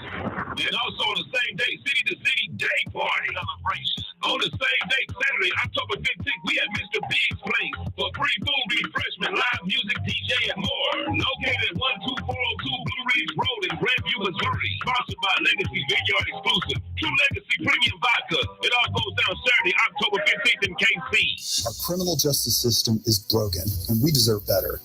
I'm Dave Pantos, and I'm running for Douglas County Attorney to bring about equal justice under the law for all people. I'll never support the criminalization of abortion or cannabis, but I will seek common sense gun reform and make sure we hold violent offenders accountable. My opponent takes tens of thousands of dollars from people like Pete Ricketts, which should tell you all you need to know about him. Please visit davepantos.com to join the campaign and connect with us today. Paid for by Pantos for County Attorney.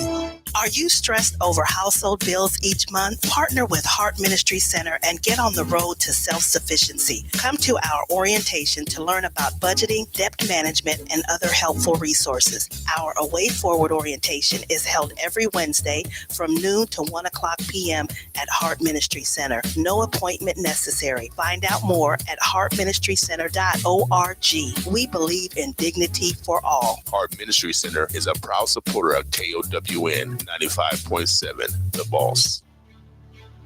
Hi, this is Congressman Don Bacon reminding you about the election coming up on Tuesday, November 8th. I humbly ask for your vote in this year's election. I have worked hard to be a voice for all of the 2nd Congressional District. That's why I voted for the First Step Act, ushering in the first substantive piece of criminal justice reform in decades. Passed a bill renaming the Benson Post Office after World War II hero Petty Officer Charles Jackson French. Supported and helped pass federal anti-lynching legislation to make lynching a federal hate crime for the first time in over a century. Successfully advocated for the award of a $25 million Choice Neighborhoods grant for the North 30th Street corridor. And supported increased funding for community health centers across Omaha. With your help, we have delivered real results for our entire community, but our work is not yet finished. We need to vote. I am Don Bacon, and I approve this message, paid for by Don Bacon for Congress. It's time to find an affordable direction for college. Metropolitan Community College has a smart path forward. Now Nebraska high school students can graduate high school with college credits and knock out gen eds early, tuition free. That's right. High school students can earn credits toward a 2-year degree or knock out their gen eds toward a 4-year degree, all tuition free. It's your time to path forward. Let MCC show you the way. Register today. Classes start December 1st. Apply today at mccneb.edu/pre-college. I know you want to leave me, but I refuse to let you go. Ain't Too Proud is a celebration that brings the audience to its feet. Ain't too proud to beg. as you know it. The Grammy-winning songs, the Tony-winning movies, Ain't Too Proud, the life and times of the Temptations. At the Orpheum Theater, October 18th through 23rd. Tickets at ticketomaha.com. October is Dyslexia Awareness Month. Please join us for a Read's Dyslexia Conference, Saturday, October 15th, 2022, 8 a.m. to 3 p.m. at Judah Kingdom Center, 3036 Bedford Avenue, lower level of building. Registration, breakfast, networking from 8 a.m. to 8:45 a.m. Speakers start at 9 a.m. Family and center child care providers, parents and teachers. Learn about dyslexia and how to support preschoolers, early and school-age children who may struggle with reading and have dyslexia. Learn about early childhood development and intervention, play and learn, delegation, mental illness, and self-care from experts, and much more. Child care providers receive 5 professional development and service hours, bringing out the best in child care providers, parents, and teachers through education and advocacy. Light breakfast and lunch is included. Seating limited. Register now at safehavencommunitycenter.com. Learn about our expert speakers and education training. For more information, contact Gwen Easter at 402-706-1358. Grammy Award winners Ja Rule and Ashanti live in Omaha at the Baxter Arena, December 10th. Tickets on sale now for Ja Rule and Ashanti. Over 10 million hits sold. When you look at me, baby, everything that we do should be between me and you, but I'm always on time. Also featuring platinum selling Lloyd. Saturday, December 10th at the Baxter Arena. Hold up, there's more. Platinum selling legend Twista. It's Ja Rule, Ashanti, Lloyd, and Twista. Hold up, there's more. It's your one night, one stage, live at the Baxter Arena. It's Ja Rule, Ashanti, Lloyd, Twista, and Do or Die. Tickets available at the Baxter box office or Ticketmaster.com. Hosted by DJ Mr. Soul. Saturday, December 10th. Powered by 95.7 The Boss. October 15th. It's the City to City Hip Hop and R&B Showcase. Party starts at 9. We at Virtue. We at Chicago, Arkansas, Omaha, Nebraska, St. Louis, and surrounding areas. We in KC for the City to City Hip Hop R&B Showcase. I'm living proof. How can I lose? We the who's who. With DJ Fresh and Rocky Montana. Call 402-709-1290 for VIP tables and tickets. It is the City to City Hip Hop and R&B Showcase outside KC at Virtue. Presenting all surrounding towns. And also on the same day, City to City Day Party celebration. On the same day, Saturday, October 15th, we have Mr. Big's Place for free food, refreshment, live music, DJ, and more. Located at 12402 Blue Ridge Road in Grandview, Missouri. Sponsored by Legacy Vineyard Exclusive. True Legacy Premium Vodka. It all goes down Saturday, October 15th in KC. Does your body not feel the way it should? Are you startled by pain or loss of breath? Are there changes in your body that seem unusual? NOAA, North Omaha Area Health Clinic, provides free testing and screening for STDs, pregnancy, or stroke and high blood pressure, or even COVID-19. Make sure to be there for the important moments in life with a free screening from NOAA.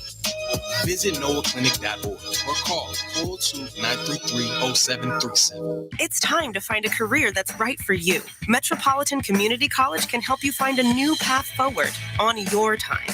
Whether you need a degree that puts you on a path to a new career or need to finish a degree you've already started, MCC makes it affordable and convenient with a flexible class schedule, online or on campus. It's your time to path forward. Let MCC show you the way. Register today. Classes start December 1st. Apply today at mccneb.edu/adults. I know you want to leave me, but I refuse to let you go. Ain't Too Proud is a celebration that brings the audience to its feet. Ain't too proud to beg, as you know it. The Grammy-winning songs, the Tony-winning movies. Ain't Too Proud, the life and times of the Temptations. At the Orpheum Theater, October 18th through 23rd. Tickets at ticketomaha.com. October is Dyslexia Dyslexia Awareness Month. Please join us for a Read's Dyslexia Conference, Saturday, October 15th, 2022, 8 a.m. to 3 p.m. at Judah Kingdom Center, 3036 Bedford Avenue, lower level of building. Registration, breakfast, networking from 8 a.m. to 8:45 a.m. Speakers start at 9 a.m. Family and center child care providers, parents and teachers. Learn about dyslexia and how to support preschoolers, early and school-aged children who may struggle with reading and have dyslexia. Learn about early childhood development and intervention, play and learn, delegation, mental illness, and self-care from experts, and much more. Child care providers receive 5 professional development in service hours, bringing out the best in child care providers, parents, and teachers through education and advocacy. Light breakfast and lunch is included. Seating limited. Register now at safehavencommunitycenter.com. Learn about our expert speakers and education training. For more information, contact Gwen Easter at 402-706-1358.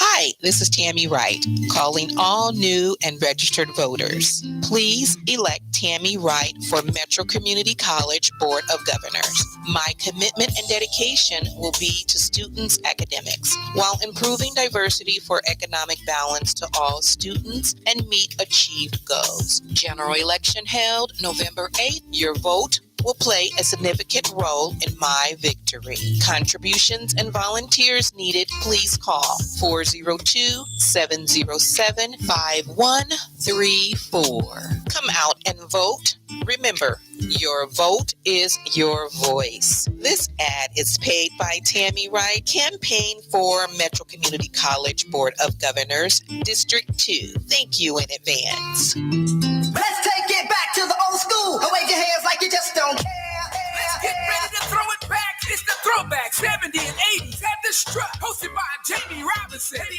R-Style Band. It's going down Saturday, October the 15th at the Strut. It's the 70s and 80s throwback. You come dressed in your best 70s and 80s. Cash prize for the best 70s and 80s outfit. It's going down Saturday, October the 15th at the Strut. DJ Mr. Show live on set. It's the Strut, October the 15th. Throwback 70s and 80s. This is the 21 and up event. On the record, take me back. Oh, yeah.